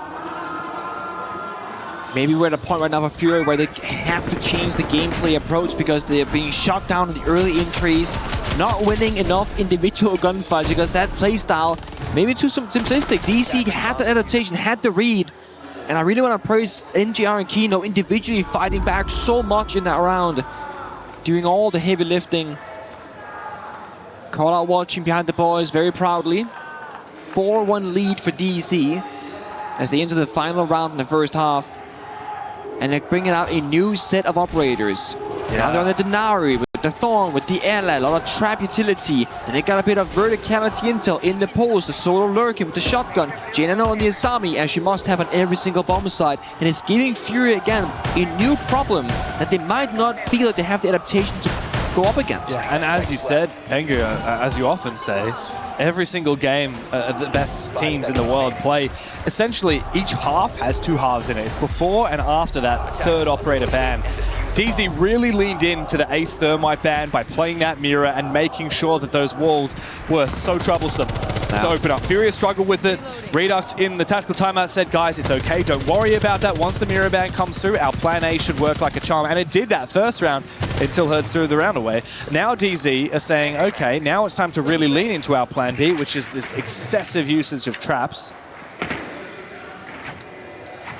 And especially on a split bomb site like this, where there is so much map up for grabs on the top floor and the basement to try and deny the bomb site, FURIA have so many things to think about, so many avenues into the map to worry about. And no Solid Snake to try and take that free map control for Loira. So they're back on the glass. The demos, the Dokkaebi, different ways of finding information, but they require red ping or smoke grenade to be enabled. This is going to be more about that split theory. Its attackers very much alone in many different positions, all going for a bit of a fishing play, looking for that gap, looking for a kill. Demo Striker gives you the advantage. Oh, good damage. Newer swings back with confidence. Nike gets the kill, so does Kino, so does NJR. They find 3 quick ones. The great strategy, but only if you win your battles, and DZ have won every single one of them so far. Aggressive play, J9 outside the building. I don't know what happened there, but he gets punished. It's a lifeline for FURIA, but barely. Diaz inside the bomb site, no defuse. As that's cold on the ground. They know exactly where he is. It's just him and Volps again separated. NJR has an angle to try and crossfire in his position. Now Volps can scan him completely. Say he's right here, just in that room. Newers says, maybe I'll go for the swing. It's going to be a 5-1 half. A domination on the defensive side for DZ. As FURIA, they had their moment, they had their chance, and they threw it away. For what? For ego. To go for the swing instead of to go for the plant.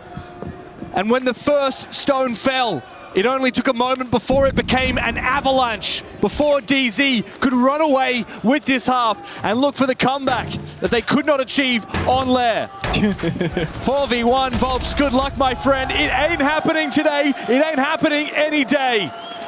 DarkZero dominate 5-1 in the first half and are well on their way to a comeback as we move into the halftime role swap timeout.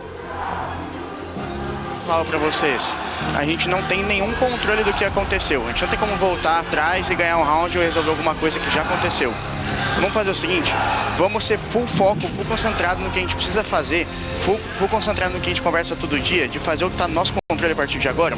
Eu vou passar os planos pra gente, esquece essa porra. Guys, é 2 rounds que a gente ganhar, eles já se peidam todo, eles vão pausar, a gente vai ganhar a partida de volta, guys. Esquece o placar, vamos fazer o que a gente costuma fazer normalmente, tá ligado? Tranquilo, guys, foda-se, tá ligado? O que aconteceu até agora.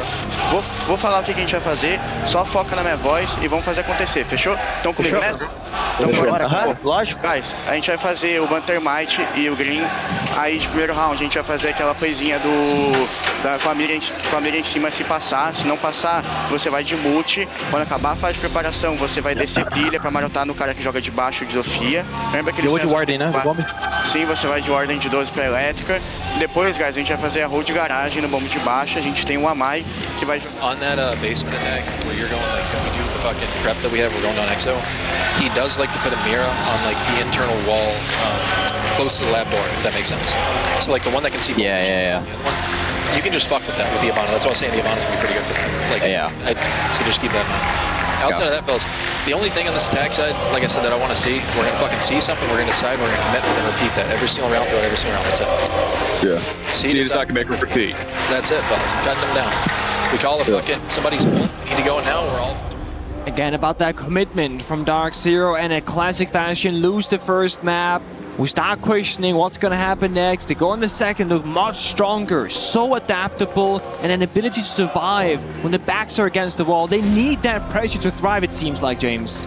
That they do, they really do. Like diamonds be forged under the pressure. We've seen it from them before. No doubt we'll see it again. DZ up 5-1. And after that miraculous 1v3 clutch from Newers, all the life has been sacked out of FURIA, but not sapped out of their fans who continue making noise here in the arena at the Esports World Cup in Paris. We need that energy inside the server to see them come back from the 5-1 deficit. Bandikaid, the Grim, the Thermite. No ace ban, so it's not quite the same story as we saw from DZ. Not exactly, and I am a fan of banning one hard breacher and then one utility operator if you're up against a team that will play utility, because that's the issue. DC are not just good at breaching or good at executing. They're kind of good at everything, most things at least, right? Where FURIA, we talk about their lethality, their ability to get kills and create space, not about executing necessarily with like very accurate precision. So they recognize DC, we gotta weaken them across the board. The plant, the early game, the mid game. See what they can do. They got the mirror on the board from Hertz. They got time denial on the Goyo and the smoke. They got a warden to counter any of those Ying. Nothing here is operator. Nothing here is uncounterable though from FURIA, and because of the lack of that ace ban, DZ won't worry so much about hard breach. They can bring the ace and they can bring some tin can openers as well, and the Zephyr, even the Ying if they want to, instead of smokes, which in this case, in fact, they will double up. So you've got so much redundancy from DZ. We saw this against Weibo as well. They like to bring a lot of hard breach. Even with that mirror up, it should be counted pretty handily. We do have a quick translation as well as the spawn pick looks to come out from Volps of the tactical timeout, or rather the halftime timeout from FURIA, from Maria, minha amiga. We can't go back and fix something that already happened. We need to stay fully focused and concentrate on what we can control and what we can talk about every day. If we do win 1 or 2 rounds, they're already going to start shitting themselves. Nice. What happened up until now? I'm going to tell you what we're going to do, and that's it. Are you with me on this? Play mirror upstairs, mute Warden with the 12 on electric. I don't know what he means by the 12. Hold garage on the basement bomb with Wamai. Okay. So actually a fair bit of utility be mentioned there. The mirror with the Wamai, the mute is down. However, not present, though that was mentioned. Changing max. Well, you can't get it all right the first time. Gotta be space for improvement, okay? No one's a 10 out of 10. But you care about 9.5. You leave that bit of 0.5 wiggle room and you strive for, or you look for perfection. Look, I am always down for a bit of a Goyo instead of a mute. Just the gun is diff, bro. The vector. I like this. Actually, it's not even a vector, it's a TCSG. I mean, of course it's going to be TCSG.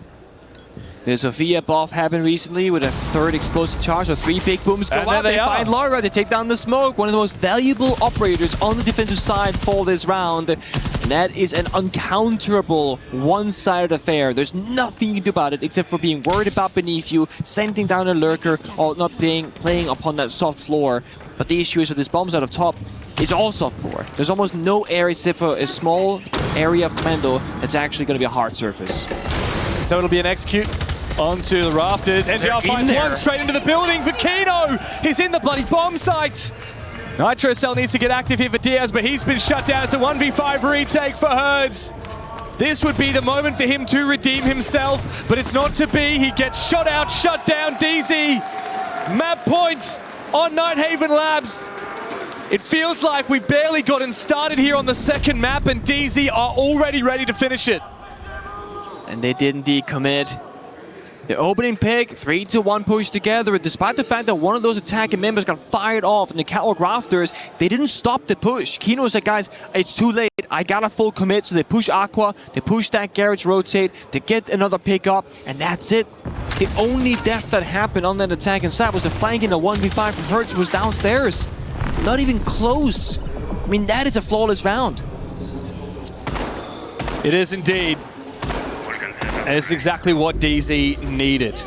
Now, FURIA are a very good team on Bank. They've even beaten FaZe world champions just a few weeks ago in the SAL. DZ played it just last week against COG, beat them.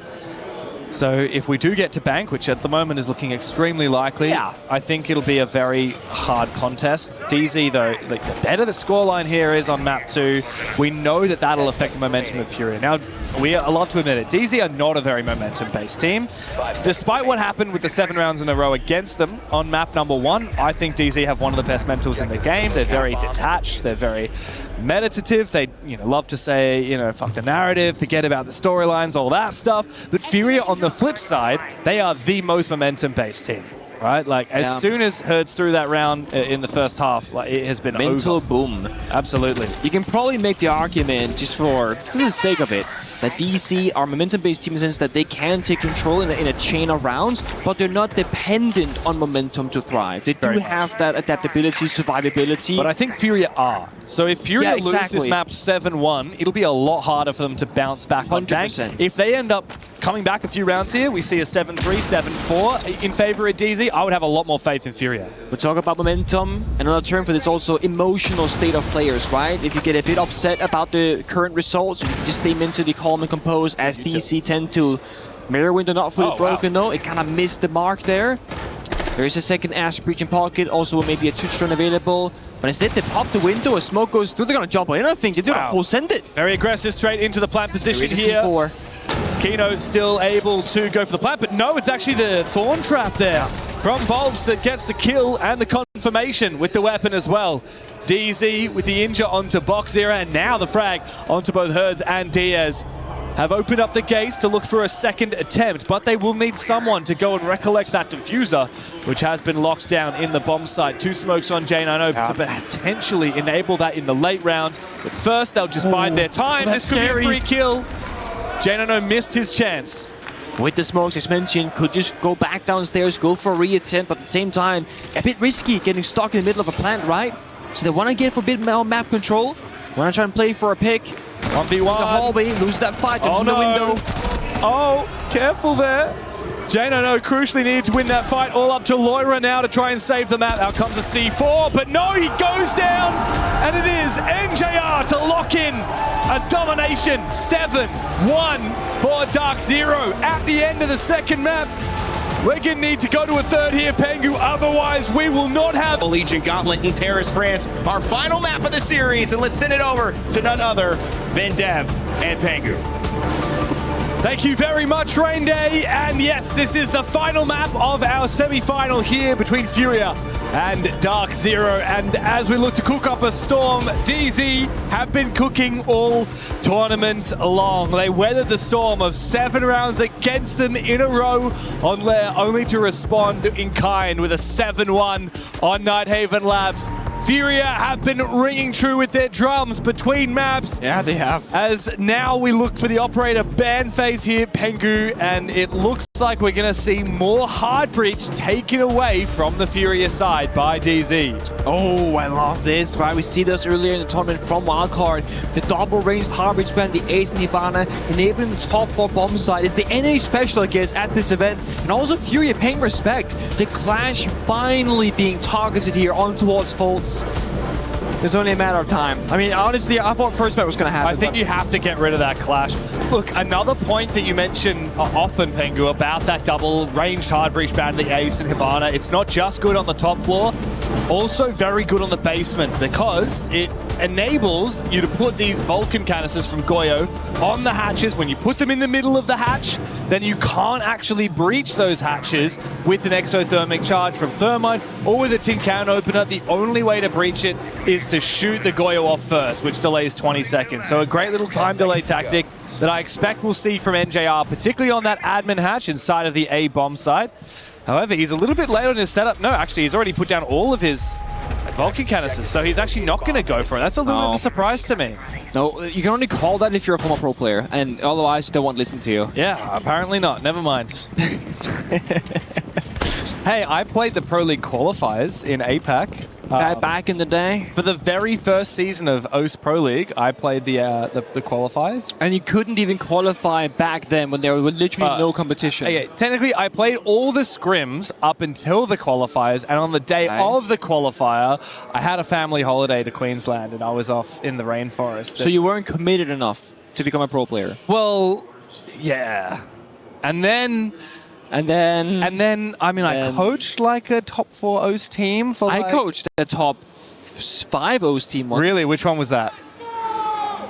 That's a good question. You know what's funny? Do you remember the name Scrivy? I do remember the name Scrivy's team at one point. Yeah. You also actually did a VOD review for my team.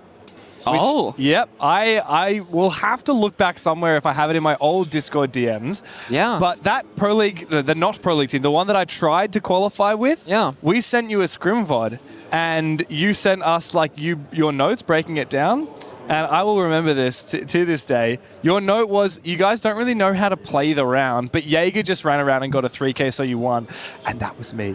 I was that Jaeger. You're the Jaeger. I did it. You're running around getting all the kills. But not knowing how to play the game properly. But not knowing how to play the game. So what you're saying is that my coaching was bad? Yes. Oh. Yes. Well, no, not at all. I mean, I think I just realized that I had a lot more fun casting and talking about people that were playing the game far better than I am. But how do you... So I feel like a lot of people would ask you, like, how would you figure out if you like casting? Because you don't really get to cast until you do it.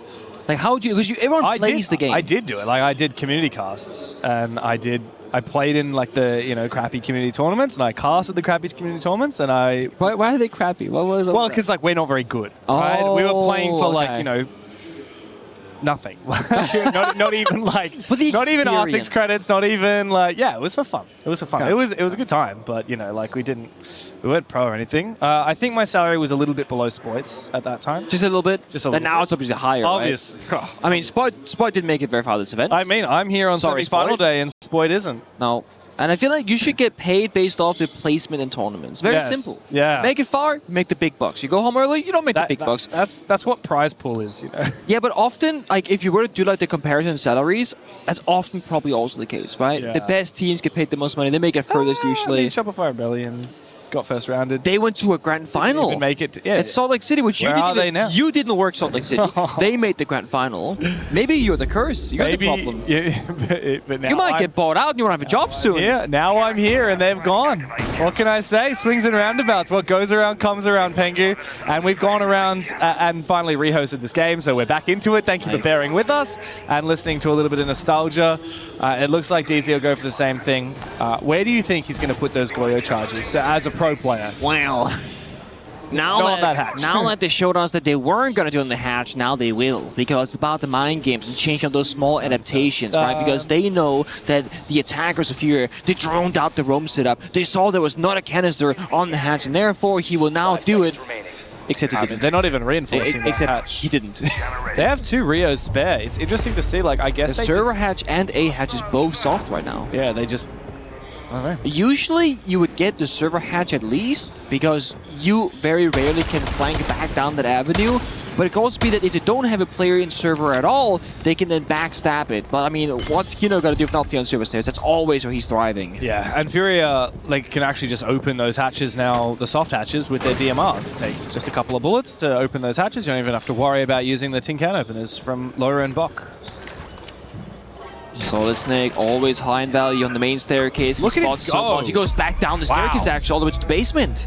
Very Herds style play. He does want to find the gap, but it's a drop down into the bomb site from skip the roam clear. Volbs. They are indeed completely skipping the roam clear. He's now worried about that push inside the bomb site. NGR finds one, traded back by Volbs, but he can't go much deeper now. He might be able to look for a plant, but the retake will be coming his way very shortly. There is no safe place to plant. The cover looking to happen here from Loira. Volbs will try and go deep, finds a kill onto Fultz now. 3v3. DZ continue battling on the retake. Kino to get the injure and the kill finally with the gas babe onto Loira. Volbs low HP, very vulnerable, but Diaz from the backstab.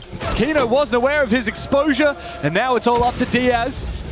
With J90 finding what was remaining of Volbs. So for some reason, Nuaz looks for a bit of an aggressive peek, I think flushed out from the fire. And now Diaz does find himself in a 1v1. After this time ticks away, this is so winnable. Hit the reset, 20 seconds of fire burning out right now. There's so much time to work. Diaz, the smart thing, hops on his drone that's outside the building, can drive into any position that he desires. Gets off the cam to play for sound cue. Okay, doesn't hear J90. Gets back on the camera. Again, playing it very smart. He's got a final line scan to work with. Ideally right now for Diaz, he has to get the drone in an active intel position. Right now there's the hatch watching the hallway, so that's clear. That means that either he's going to be on the B chassis or on the side of gold to his right hand side. He's got the E1D as well to give him info. Oh, he's got the read. That drone work is perfection from Diaz. So patient in the 1v1. He uses his last remaining drone. He lets it go undetected. And his teammate pings out the final position in that 1v1. It's beautiful. Honestly, I mean, there's two big heroes DC, though, or at least attempting to be the hero. NGR somehow traded 1-for-1. Impact grenade, took down Hertz, then got killed by Volbs shortly after. And then Kino, shotgun swing on the bomb set in a 1v1, also giving DC a fighting chance. It only really falls apart when Newers has to go into an awkward location because of the Goyo fire being popped from the final grenade off Diaz. And then it's DMR versus Slug Shoddy. That is going to be a 50-50. Anyone can win that round. One has higher fire rate, one has more damage, but Diaz was the better player in that moment. Yeah, the info from the drones, perfection. The coordination from his teammates there. The FURIA boys on that cam, no doubt giving him that call, that's giving him that ping on where that final player was. Good start there from FURIA. We know Bank is an attacker-sided team. But if I'm not wrong, DZ would have gotten to choose the starting side on this map as they have the better round differential over the two maps we've played so far. So they want to go defense.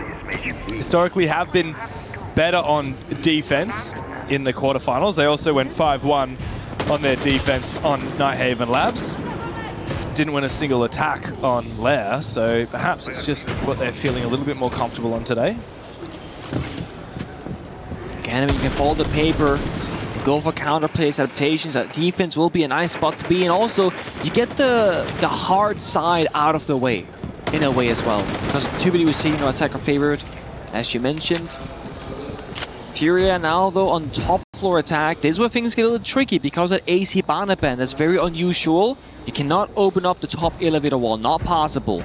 So often teams, they will either go for one or two playstyles. One, heavy on the windows. 3 people right now. They're going to have both the Captain Fire, Sophia Concussions, and they're going to have the Sense Walls to kind of like shroud them, to give them a way in towards the bomb site. The other option, you go for a Janitor Stock attack. But right now, it's just going to be from the exterior. Slowly peeling away the layers, the laser gates, the castle barricades, but a misstep there from Hertz, but he does get the job done at the end. Perhaps he was just checking for any extra on my magnets. But yeah, good work there. The possible, yeah. Soph is the perfect counter here to the castle and the Aruni as it can burn through so much util before eventually detonating and opening up that wall. A lot of measuring here from FURIA before they make their first incision.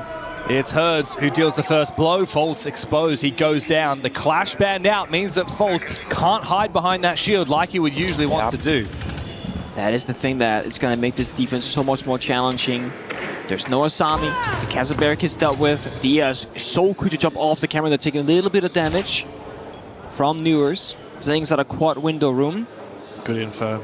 Yeah, it's very good info. These two different defenders saying, guys, there's only going to be 2 members holding you from the skylight side, from janitors, probably from meeting. There could be a gap in stock, could be a rappel in the bomb side. But for FURIA, I think right now they're just risk assessing it. Do we want to just go for the 3-2-1 all or nothing play, or do we try and stretch this advantage to be even bigger?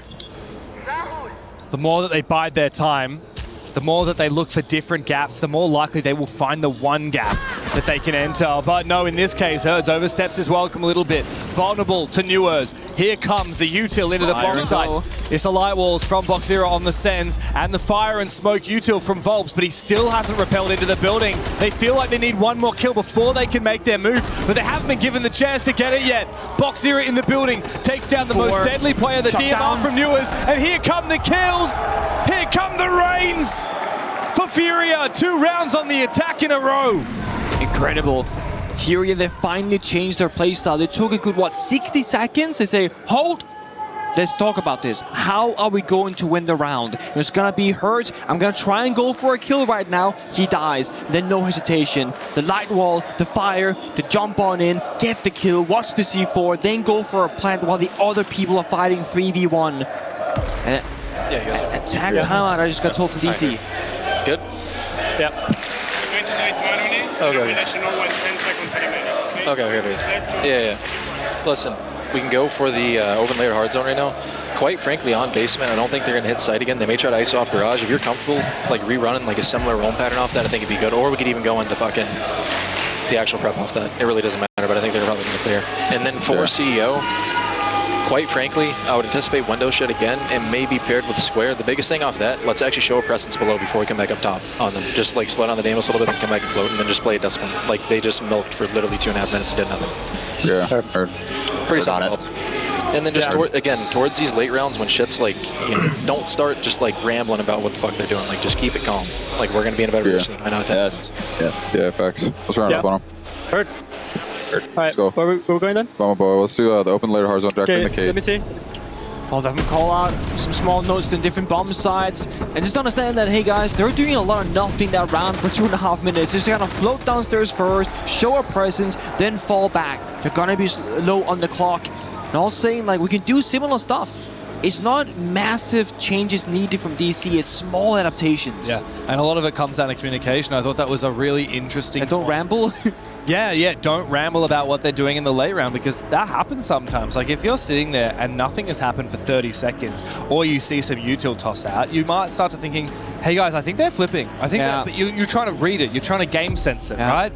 And Call Out said, guys, don't ramble, don't worry, don't overthink it. Sometimes you just got to sit back and wait for it. It's a very true thing in Rainbow Six. I mean, it's one of the FPS games, one of the esports titles that is the most split between mechanics and mental, like the strategy behind it. It's such a 50-50 split, right? Like there are certain titles we have here at the event which definitely favor the physicality of it more, like the mechanics of like Counter-Strike or Call of Duty. The brains of chess. Right, and then the opposite of that is the strategy of something like chess, you know? It's not about the mechanics nearly as much as it is about that strategy. And here we have this thing where, funnily enough, one can distract from the other. If you spend too much time thinking, theorizing, are they going to go for this, execute, that execute, it actually affects your aim when they swing in the window and you're not ready for the angle holding the DMR. And the vice versa as well. You spend too much time not thinking about anything but peeking everything, then you're not going to read the game right. We share a green room right now with the chess talents. We see the games, and you fell into conversation with one of the casters on that game, or analysts, should I say, and you described Siege as chess boxing. Because you got the strategical side of it and the mechanical side of it as well. You need both to be the best teams here at the event. 100%. Yeah, it's like I said on one of the previous maps, the trifecta of Siege. It's the mechanics, the mental, and the strategy.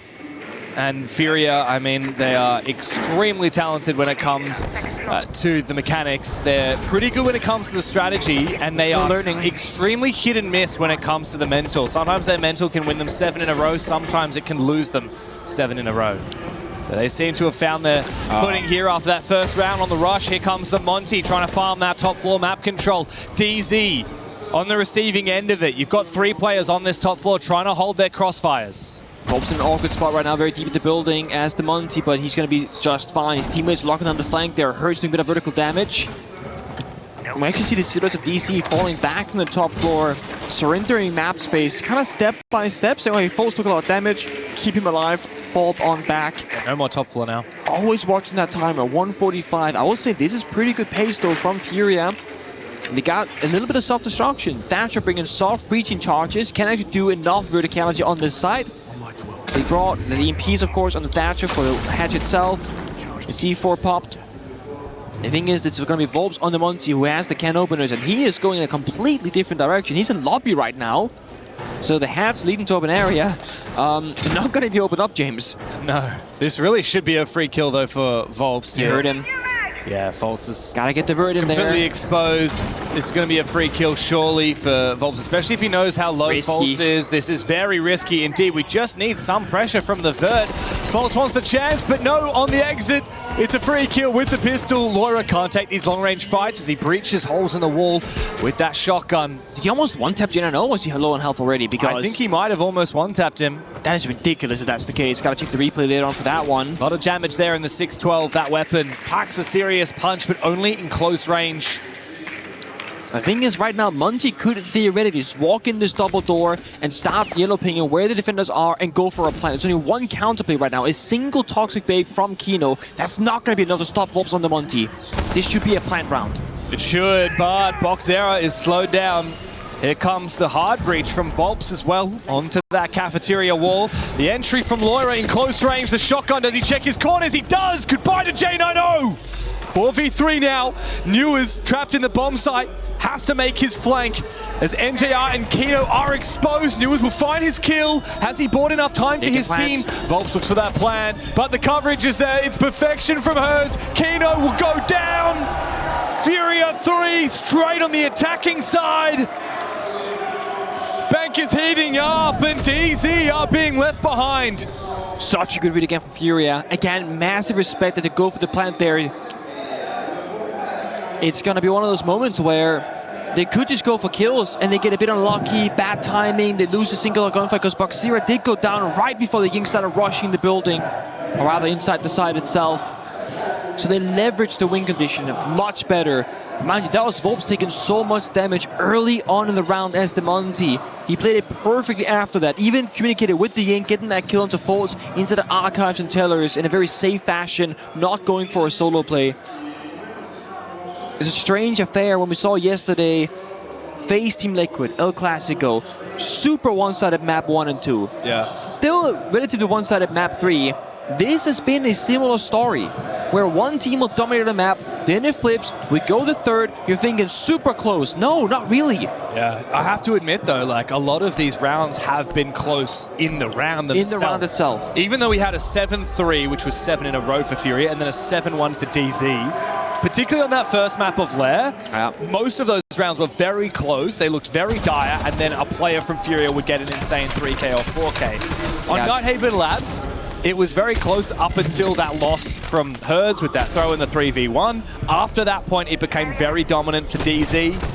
And now, again, it feels like DZ are looking hot for a lot of the duration of these rounds, but then FURIA at the last moment come through. I mean, Diaz, let's not forget, he started this map off with a 1v2. Yep. It's been far more clutching here for FURIA than it has been for DarkZero. I did see the replay there. It was also slowed down for me in slow motion, so thank you very much for did that. It was a 2-tap onto JNO with the Ying Shoddy. So 2 bullets at like 10-meter range. Yeah. Did 95% of his health bar. I mean, it was a Kaid as well, right? So that would have killed most operators, except for a 3 armor or a 3 health operator. That is 5 HP. Pretty significant damage right there. That's the magic of LAN. Totally. LAN siege hit reg is so incredible. You die so quickly in these gunfights. We saw news at a nasty flick also from the bottom of main stairs in towards the rotate to tellers. It's a very, very fast-paced action game when you get into the battle. And it's the beauty of the strategy that gets us there, right? Dealing with the Kite Claw, the C4, peeling back the roamers step by step, breaching open the necessary walls and or hatches. It's the combination of all of those things that makes a great round of Rainbow Six Siege. FURIA are leaning so much more into utility and anti-utility than we've seen from them on the first two maps. Now they got Thatcher once again, Capital, Grim. They're not playing for fights, but they are playing in ways that can help them getting kills in these avenues. That is Oh my god! Wow, surely Herds wants to type in chat after that That's one. a Herds moment. He watches his flank, he's worried about a repeak, and look, that's not a bad call, DZ. Want to go for it. Faults on his retreat from that roam, looks to try and find one, and Loira goes down through the wall, but the damage has been done. And now Herds on that Deimos will target yet another player. It's Kino who's still roaming. All three players here from DZ on that first floor with NJR inside of blue. Bombsite is down in the basement, by the way. And there is no way that they can win this round in a traditional sense from the 3v4. DZ have to get creative. Gotta find that one more kill. So why they're sticking around for so long here in open area, also supported by the Echo drones. Right now, they're using the Hertz Deimos tracker, just going once on every single defender, seeing they're gonna be falling back. Kino taking damage, Fultz taking damage. So much pressure right now on towards DC, and they're being forced to fall back, leaving just NGR on the server staircase. So one now, Yokai down. if Furia ends up going for that frontal attack that we're used to seeing from server, NGR could literally become the difference maker. But if he sticks around on the staircase, once this hatch is open, he's going to be on his own island. No way back towards the bomb site, so he's going to make that call now. NGR has joined them inside the red hallway. They're giving up server, they're giving up open area. It's going to happen in a 3v4 fashion on the bomb site. This is starting to look like 4 in a row here for the Brazilians.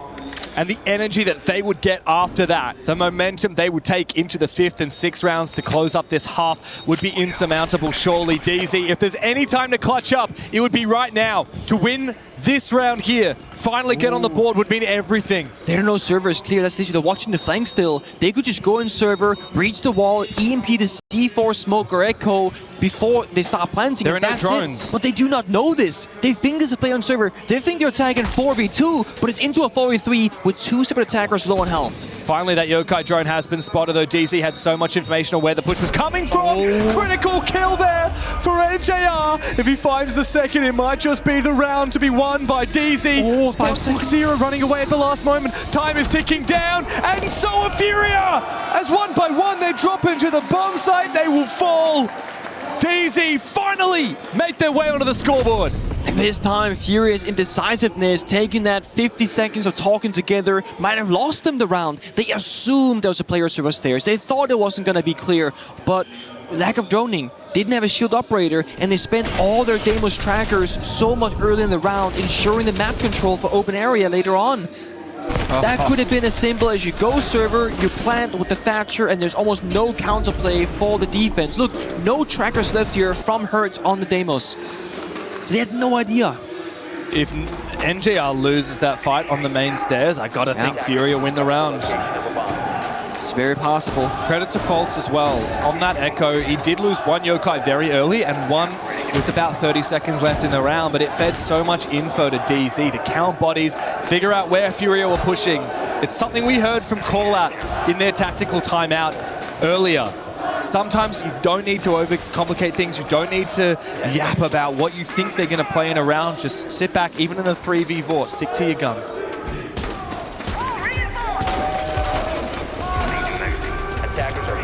Difficulty of Bank can just be the bomb site rotation to win one side and you go to a weaker one. They're going to go for a very uncharacteristic Tellers and Archives.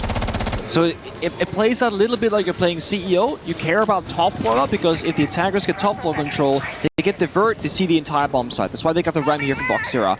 The second thing is, once they get top floor control, which is like inevitable, you have to actually play away from the site itself, playing in main staircase, open area, bottom square, because the site itself is so vulnerable. There's no real good playable positions, especially with the Clash being counterbent away onto Fault. So DC had to get a little bit creative and dig deep in this round.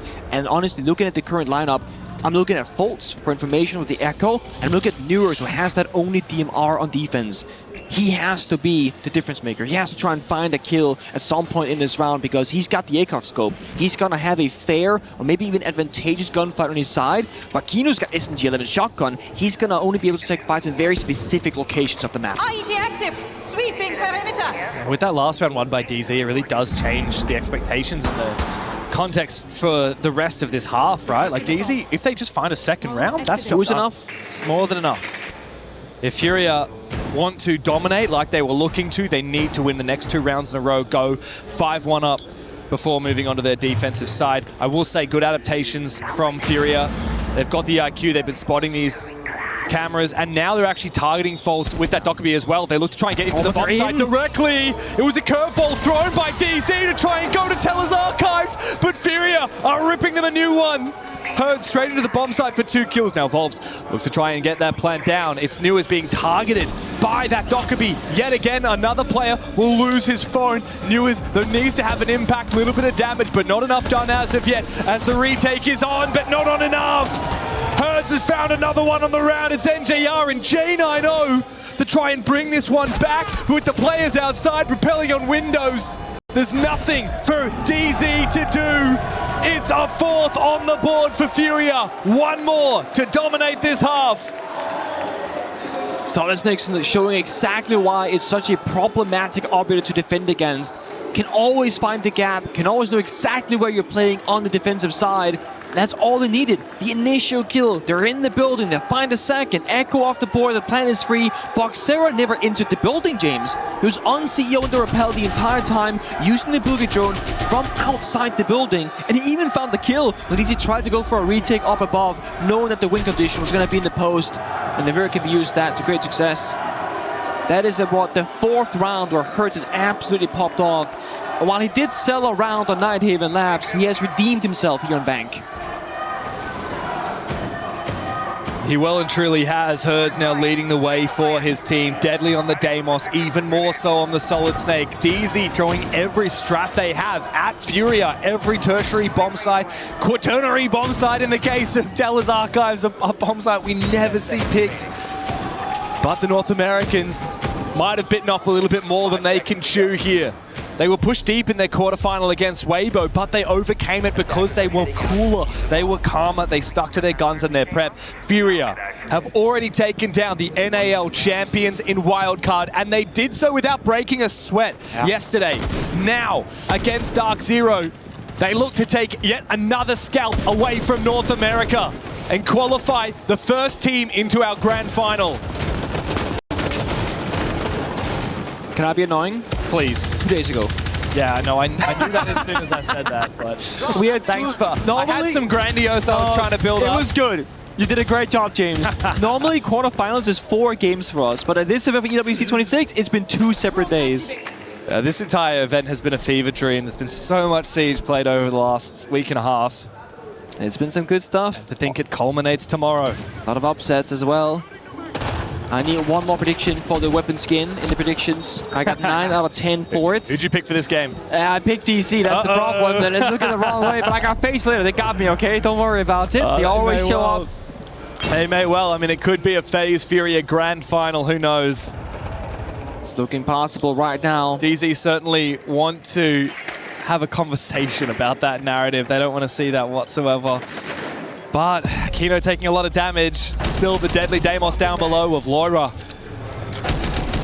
FURIA have slowly been making their way to talk up the pressure onto DZ. There's a roamer all the way down to the basement though. False biding his time, looking for a flank eventually. I like this back though. of your mind. Laura was downstairs applying pressure towards janitors, and now they all know if we go into that room, we're gonna get tracked and we're gonna die. Laura was playing the mental game. He's left the downsize area, know that he's flankable, but he's still having that mental pressure of, oh my god, what if he did stick around? So now DC play much further back in the bomb site, playing inside a meeting, playing inside of the stock hallways, and not playing janitors whatsoever. The only issue is, for FURIA, they're at a bit of a standstill. They're not progressing the round. They find the sole roamer. It's going to be Fulch. It's going to be sprinting away. He's fine. DarkZero goes down for J90. And just like that, DC in full control, as FURIA are not making enough progress. It's a lot more patience from DZ. We heard the advice from Call Out after the last time they lost this round. Don't sweat it. Don't overcomplicate things. Here comes the util sending on in. Herds, if he wins this gunfight against Kino unawares, it could be the round. The fire comes in as well. Herds somewhat blocked out by it, but he still marches his way forward. FURIA now need to get into the building, but there's time. They don't have to rush.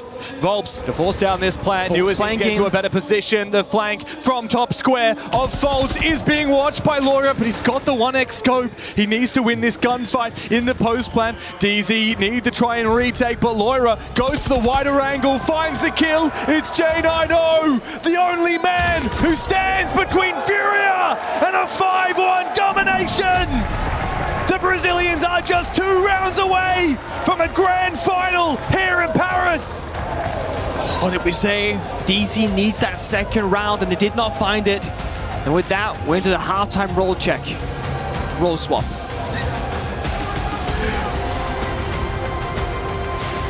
Vamos fazer essas coisas de conforto que a gente consegue ficar mais confortável para comunicar, para falar de um encontro, tá ligado? Vamos deixar a pressão para eles, fechou? Tá. O que eu acho que a gente faz no primeiro round? Eu acho que a gente pode fazer uma safe, eu pensei em você fazer uma extra escondido, mano. Vai dar muito bom. Sabe por quê? Eles fazem sempre full server, com tipo, mó lentão, com Ing, Thatcher, tipo, a mó lentidão da... Ó, a safe a double trap, né? A safe double trap, né? Double trap com ele de maestra, eu acho que vai ser uma boa pra gente começar o jogo. Depois, guys, a gente pode ir pra área aberta. Vamos área aberta antes do seu? Vamos área aberta horizontal, que a gente tá jogando bem pra porra nela. Mano, a 4-1 é a nossa melhor. Ó, a 4 Faz far. Sim, faz de bunch e você faz de trap no bomb mesmo, porque eles gostam de foguetar o cara do bomb, tá ligado? Sim, na 4-1, faz de trap mesmo, porque eles gostam de foguetar o cara do bomb. Guys, eles têm o default do mapa, uma caçada default, uma caçada pra cima e uma play foguetando bomb, porque eles gostam de fazer glass no... jump no relógio, só que a gente vai banir... Warding, então? Just a note for like open area, CEO, or the low chance they go tellers, and you want to call something different, get the Zofia on the windows, they play a shit ton of castle, so like we can actually rip that shit open. But the ultimate might be in, that'll be pretty easy to get, so like one Zof can pretty much clear everything. Yeah. Going ball. Oh, yeah. Let's go. Let's get super stern right now. Oh my god. And let's enjoy the moment. Let's just have some fun. Just get a little bank attack, fellas. That's all it is. Nothing to it. Nothing Let's to do it. I'll tell you what, I think we do a Jasmine Jessica. Oh my god. Oh wow. What is that? A Jasmine Jessica? Is that a strategy, a song? I have no idea what this is. I like that from Kino. Guys, let's enjoy the moment. Gonna go just a bit of bank attacks. It's fine. It really is about setting the expectations of guys. The pressure isn't on us. It's just another day of siege. Yeah, but the stakes are pretty damn high. To survive at the Esports World Cup, they're going to need 5 rounds out of 6 here on the attacking side. 6 in a row to win it in regulation. The Esports World Cup is one of the biggest events in the Rainbow Six calendar. Yeah. And it's one that neither of these teams have ever added to their trophy cabinet. There's $750,000 for first place, a $2 million prize pool on the line. Less than half of first place goes to second place. And at the moment, these teams have only guaranteed top 4. There's a long road to another trophy for whichever of these teams has the gall, has the bravery to grasp it, to chase it. Oh, he caught him rappelling in. That's a huge pick there from J9O, actually. Finding a small gap. Did not realize that's how they found that pick. Sometimes the slimmest of gaps, the tiniest of moments is what wins a round, what makes or breaks a tournament for a team, especially in a semi-final like we find ourselves in today. Hold the phone. Maestro being picked in the first round without the Bravo ban. It's been Monty Glass from FURIA and a Warden Kaid from DC. But look at these prep phase drones here from DZ. Archives, main stairs, square, lobby. These are set up for the roam clear, not at all to get info on what the bomb site setup is like. If Volps doesn't go for any hatches, DZ aren't going to know that there's a Maestro on the board, and they might not bring enough counters for it. I mean, right now, they technically have to, right? They can EMP them temporarily, and Sophia has 3 soft-destroying charges currently, so that is going to be a good counter if you save them for the late round state. There's also a bulletproof camera on Herds and a deployable shield on Diaz, which you'll need those explosives for. He's also saved all 3 bubbles. Wow, that's some tech. Yeah. That's the thing about a lot of evil eyes nowadays. If you put them on any elevated position, you cannot melee them, especially if they look up, like straight up into the air. So it does leave very specific pieces of util as the counter. He did make a teeny tiny mistake, you can say, right? He might have survived the drone phase, but he stepped into dirt tunnels, put down the barbed wire, and was spotted. So they do know now that Maestro is on the board. They just don't know exactly where those bubbles or the Maestro evil eyes have been positioned. But I mean, look at DZ setup. Oh, sorry, FURIA setup. It's all plant analysis. Yeah. Very late round Rainbow Six Siege. In fact, they have one sole player not in the basement bomb site. And he's technically at blue stairs, which is more like an connected to the bomb extension site. of the bomb site rather than a roam. Very unusual. FURIA love roaming. They love getting aggressive. This is a very passive setup, but a very deadly one with a lot of util stacked in their favor. Thankfully, DZ have been extremely quick here. Yeah. They don't have to worry about the Kaid. They open up all of these hatches very quickly, and now the rest of the round will be all about making sure they can counter every piece of setup on the bomb site. I mean, this is scary because DC on paper are very good at picking apart these sort of strategies. FURIA wants him to just like burn down the time or whatnot, but actually, I'm not sure that's the hatch pick or whatever, but DarkZero finds Newers on Capital. That's a huge loss to suffer this early on. On the other side, Volps kept that Evil Eye open up, so they didn't even need to use any gadgetry for it. They just shot it with the gun of Genano. Yeah, and that other Evil Eye deeper into the bomb site won't actually prevent a long plant. It'll only prevent the shallow plant. That wasn't the hatch. Indeed it was. Here comes though an opening pick here from Volps. The spam of util both directions here. The Zofia versus the Tachanka. The Thatcher as well is the perfect counter to these Evil Eyes. DZ try and bait up as much utility as possible. They have so much time on the clock. Kino likely to go for a backwards turtle plan at some point. NJR looks to try and cover. Will DZ drop a body down from the hatch? Perhaps they will. Watching for the nitro cells. There are none to toss on over. Diaz, he's not denying this plan. Kino manages to confirm it. And DZ look to try and start strong on their attacking side. It's Volps and Diaz in a 2 versus 4.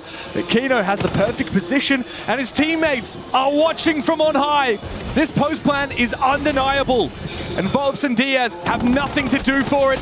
Nice kill on the J90, but surely that won't be enough. Kino, a little bit of damage onto him. The fire though, it will not be enough. As Volps finds both of the final 2 kills from the server hatch, and DZ find their energy back on the attacking side. And that's without even having enough hot destruction for the default walls. They had to plant on the door itself. A little bit risky, but the fire missed from Tachanka. And I love the utility there from Zofia, opening up the red hallway wall and the locker wall. They could see from server all the way to vault, the other end of the building on that base and bomb side. So Tachanka, I think, under so much pressure, didn't have the safety to go for a proper lineup. And that changes the plant denial possibilities. Yeah, wow. Sometimes all it takes is open up a line of sight and commit to a gunfight there.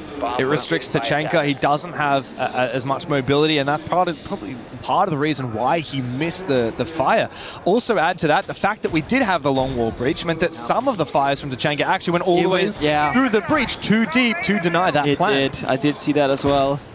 Also, that was with losing Newers on Capital right before execute. That could have been even more decisive from DarkZero. Absolutely. If that was fire on the ground, I mean, no one's going to push anywhere on that bomb side. There's a lot of confidence in that halftime break there from Callout and the boys. Perhaps DZ have it very much warranted. 1-5 down on their defensive half is not a worry if they have that same kind of energy that FURIA had on their attack.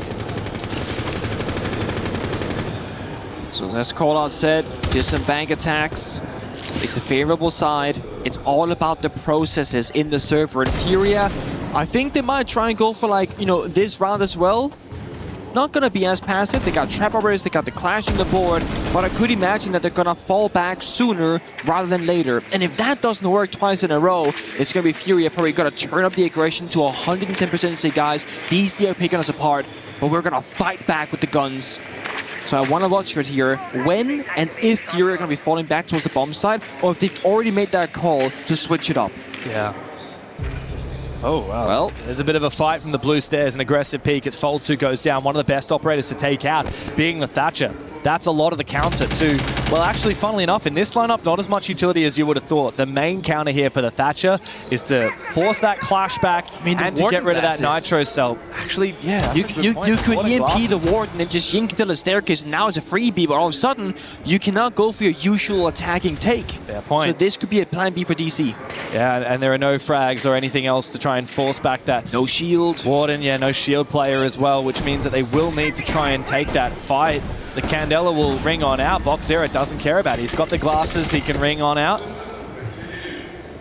By this time, it'll have to be a double peek here from DZ. Someone will need to drop the hash, or they will just fall one back. Yeah, it's a complete flip here for DZ. But what are they flipping to? I mean, I thought they were going to just hot sit it down the hatch, maybe try and catch them by surprise. But again, 4v5, and no clash also on the board somewhere in the bomb site itself. It feels like they can't find the opening, they can't create the opening. They need to have somebody individually step up, and it could be Newers trying to attack Garage, maybe. Can't afford to make any mistakes on your attacking side when you only win a single round on your defense. So DZ look to make their way forward. It's a split push. Newers moving in from Garage, but Herds finds the first kill. With that, he buys a little bit of information as well on the main stairs. DZ fighting 2 players in deficit. Newers needs to have a big impact, but they're suspicious, and they found him! Kano and J9 are the last 2 left now for DZ to try and prevent FURIA from getting 4 match points on the verge of elimination. DZ have nothing to say. Flawless are FURIA. 1 more round and they knock the major champions from the tournament. All FURIA they need is 1 particular kill in a round. The most important util operator is Stature. You cannot take down the Warden comfortably. There was no shield, there was no EMP, the Ying is ineffective, there's just no win condition, as we love to say in Rainbow Six Siege. So it comes down to a staircase fight 50-50, a garage fight 50-50, and Kino white swing and hoping that the enemy will be looking the wrong direction. But they were watching the walk-in from the elevator door. He too gets shut down. That is the problem, in quotation marks, with utility attacking rounds. If the wrong player dies in the wrong location, the wrong time, you cannot commit to the plan. And that is the strength and weakness of FURIA and how they approach these rounds, because they like to brute force it. It's not always clean, it's not always super calculated, but it means even if someone dies and takes that risky decision, it's not the end of the round for them. But 6-2 score on the bank here, not the scoreline I expected before we started this map. That's the thing. That's the advantage of starting on the attacking side. Obviously, it's no brainer. You want to start on the favorable side, but what does that mean? Actually, round by round, it means that you have the ability, the luxury of taking more risks. Right now, DZ cannot afford to take risks. You lose 1 kill, like you said, FURIA find 1 pick, and that could be GG. But you have to take risks on the attacking side, otherwise you become too predictable. Yes. Otherwise the defense will dictate the pace of these rounds. It's going to be 4 in a row here for DZ, otherwise it's the end of the line. It's also why when you have an operator like a Solid Snake or a Deimos, you are now the entry player. You're built to go for kills. Look at the current attacker lineup. Right now, everyone is so valuable. Once Newers will spend his primary gadget, now he's a gun for hire. Once NDR is done using summer charges, now he becomes the entry. But in the beginning of the round, to get that first pick, everyone is playing very passive. No one can afford to die, especially players like your Foltz, like your Kino, the Grim Capital. They need that for the bomb site, for late round execute. DC have done a great job here getting top floor control. FURIA have surrendered the space, are falling back. They're playing open area. They're playing archives and tellers. They're playing inside the elevator on the main staircase. And it's been an uncharacteristically passive FURIA here in these defensive rounds. Happy to just slowly peel back the layers, force DZ into an execute. Do not give them any kills for free. Like I said, it all comes down to that first fight. With DC progressing, Newers is almost there to become that entry. His scoreline is 2-8, but he is so capable. We saw that on the second map when DC won 7-1 on Nighthaven. Now goes the last Boogie drone. So Newers, it's time to activate. It's time to get in the action. I think Inja might have heard that hatch drop and he also knows about the elevator player. DC, 1 minute and 15 seconds to go with all the pressure on their side. And they need this opening pick so desperately. FURIA has been dominating in the early game. They've had 6 of the opening picks in these 8 rounds. It's been thanks to Herds mostly, and DarkZero as well, 5 between the 2 of them. J9 knows exactly where DarkZero lies in wait, but finds the kill! There's the opening for DZ! That's what they needed. EMP comes out, reaching towards that side wall, but look at Volps looking for a flank. If he finds the kill upstairs, he does. Oh my god! There's no one watching that drone. Volps has found 1, now Newers has to go hunting. He says, where is he gone? Can I focus up on the bomb site? It might be a desperate time to drop, but Loira finds the double kill. Even though J9 shuts down the flank, he'll find a second triple in the round, but he needs to get that diffuser back again. Newers sneaking inside. If he can find Loira, then it might be winnable. He heard him. Diaz in the 1v2 as Newers tries to dodge around. J9 has the angle from the other side, but Newers just needs this last lick of damage. They will swing together, and J9 puts up a 4K to keep DZ alive. So many small moments where it could go completely wrong for DC. Loira gets that double kill. It stops the entire push from bottom square. So it becomes Newers proning into the small box, looking for a kill. General holding on to lobby, getting the first opening pick, the second and the third, all across main stairs. Operator bans. I don't know if there's like a sole operator that fixes the struggles for DC. There's a lot against him. The smoke is very good. The DMR is very good. The Asami is very good. What do you get rid of right now? It's gonna be the Asami. It plays into every single bomb site. So it affects the majority of the map. And when you're down 3 to 6, you need to go flawless. So getting rid of an operator that gets played every round, it makes sense. And there are very few operators that have an impact on the unusual bomb sites, on the weaker bomb sites of Bank than the Asami.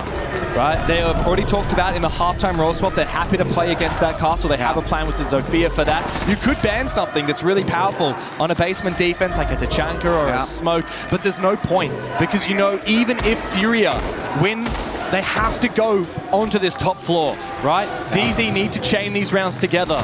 The problem is for DZ, even after they win this next round, they will have to attack a basement bomb site for FURIA once again.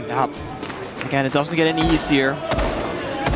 I am curious from DC's perspective if they're gonna stay with the utility game or get Neuros on a Solid Snake or a Deimos, or in this case an Ash for the mirror windows. Yeah, you need something for those mirrors. We need someone, again, to be the difference maker and get those kills. There's his final second, gets on the Snake. I love this from him because he's been a bit quiet here in Bank, and it's all about the opening picks.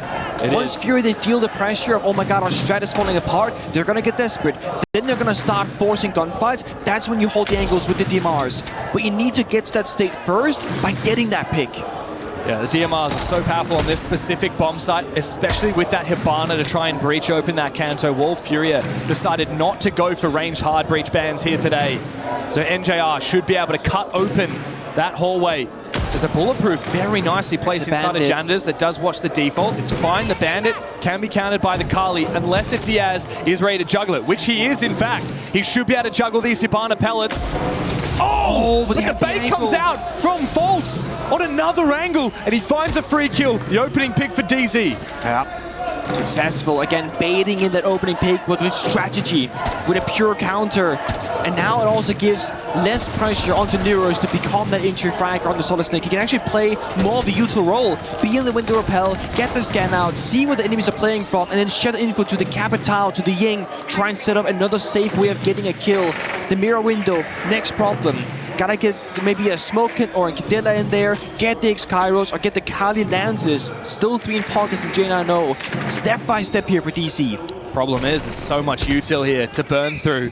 And with the castle barricades, there's no Zofia picks this time from DZ, as was mentioned in the halftime. And Kali's having to use her lance to destroy that barbed wire on the main banana stairs. DarkZero just sit back.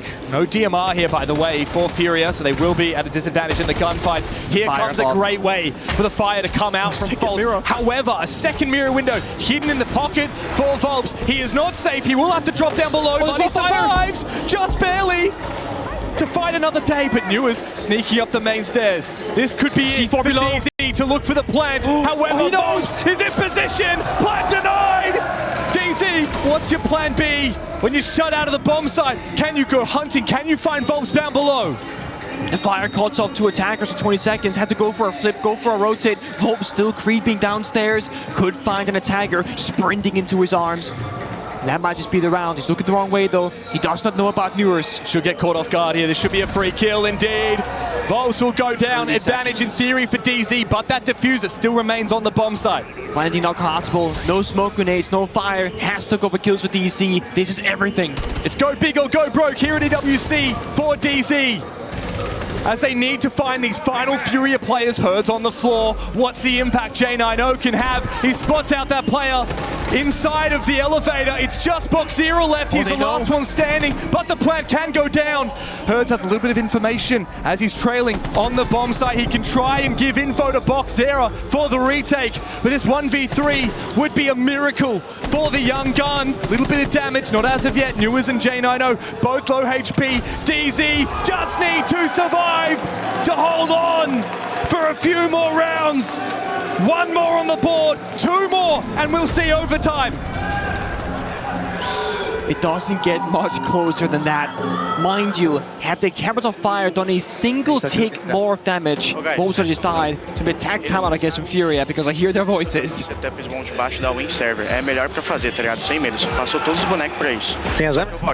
Eu acho que você faz de... Sem exame, foda-se. Eu acho que você faz de smoke ao invés de fazer de warden, tá ligado? Porque senão ele vai desabilitar você no meio da escada e vai te matar. Guys, só faz a win server, não tem problema. Eles não sabem lidar com isso. Você pode jogar de Arune se quiser, que você viu que a Twitch preparou a trap garagem. Bota o bico nela, não deixa ela jogar, tá ligado? O que eles podem fazer, guys, é que eles splitar costas. Mano, um pouquinho de paciência. Estão passando o carro desesperado um pro outro, guys. Na hora do exec, desacelera um pouco, deixa a gente pegar o gatilho do que eles vão fazer e vamos se organizar um pouquinho. Fechou, se der errado, vamos fazer o aberto 4-1. 4-1, exatamente, perfeito. Bora, guys. Bora, caralho. Bora, guys. O jogo tá pra gente, mano. Bora. Get the energy up there. I heard server and blue being mentioned. Within all of that chaos, the comms, of course, all over the place because we don't understand what they're saying, but usually when we get the translations, it's very accurate on the point there from Redog, the former player himself. He knows what his players are up against. He knows what it's like in the server. And he does. Furia are up 5-1, up 6-2. So many match points in their favor, but DZ, credit to them, they picked this apart. A great counter for the Bandit Juggle with Faults on that narrow angle, but the Nitro Cell almost meant the end of the line for DZ. The fact that Volps was able to escape despite that Capital Fire gave Furia a chance. It wasn't enough, but the problems aren't gone. DZ are not out of the woods as of yet, Pengu, and you know why? They've got to go back down and attack this basement again. It's unlocked again for Furia. This is where things get the most scary. There are so many ways to lose this on the attacking side, like we saw before. Losing the Thatcher early, now you can't deal with the ward on server stairs. That's a problem. Don't bring enough hard breach, so somebody dies at hard breach in pocket, can't breach all the hatches. Don't find the roam because he's hiding somewhere, well, you get flanked. You have to be perfect on so many areas of the game. In the beginning, locking down the staircases, clearing the whole map, constantly watching the flanks because it could be reattempted, and also break apart the side setup. They have a drone in server, they see DarkZero's location, but they can't do much about it. If Newer see him walk away, he will take Zero for free. But Zero's been very smart at having a very good instinct here on the location of Newer's. Urge falls elsewhere though. Wow, upstairs on the top floor. Discovered early on for the top fragger of Furia. That is a very troublesome blow. In a 5v5, I would say this basement still favors defenders, despite Bank overall favoring the attackers. Certainly not in a 4v5, however, for Furia. Oh, and again, all about Newer's and Kino working together. They can bait for each other. If he takes the fight above, Kino goes in below, and vice versa. He always wants to make his moment. EMP is ready. Move on inside. The EMP comes out. DarkZero. There it is. We'll have the information. No, he's blinded now by the Candela. In comes a shotgun here from Kino, but the clash might just save his life. Where's Newer's? Oh, DarkZero! Where was the flank here from Newer's? He's being held at bay by Diaz on the defense. It's a perfect counter from Furia. That clash coming in to save the day. They rotated. Two players, one towards the tunnel, one towards the door, and DC are falling apart. Say goodbye to the numbers advantage after that pick onto Herds. They have been outplayed. DZ, who always have an answer, who always have a response. What a rotate, what a read there from Furia. Having the right foresight. The fire is finally gone from the server staircase. Then they're going to try and go for it again. However, the smoke will keep them guessing for a brief moment. Opens up the hatch now, finally. From NJR, but the engagements will come through regardless. Loira will fall. Volps, a little bit exposed, needs to try and fall on back safely. However, the hatch inside the bomb site is still open, which means Faults will prevent his retreats. There is no option here to fall back for DarkZero and Volps. They are trapped here inside of server. They will have to fight for their lives! DarkZero! 10 kills for the young gun as he tries to make his way back inside. DZ, they were the last hope for Rene, but even for a major champion, nothing is granted. You can close your eyes, but you cannot block out the drums. Another grand final calls for Furia. The final thing that DC will hear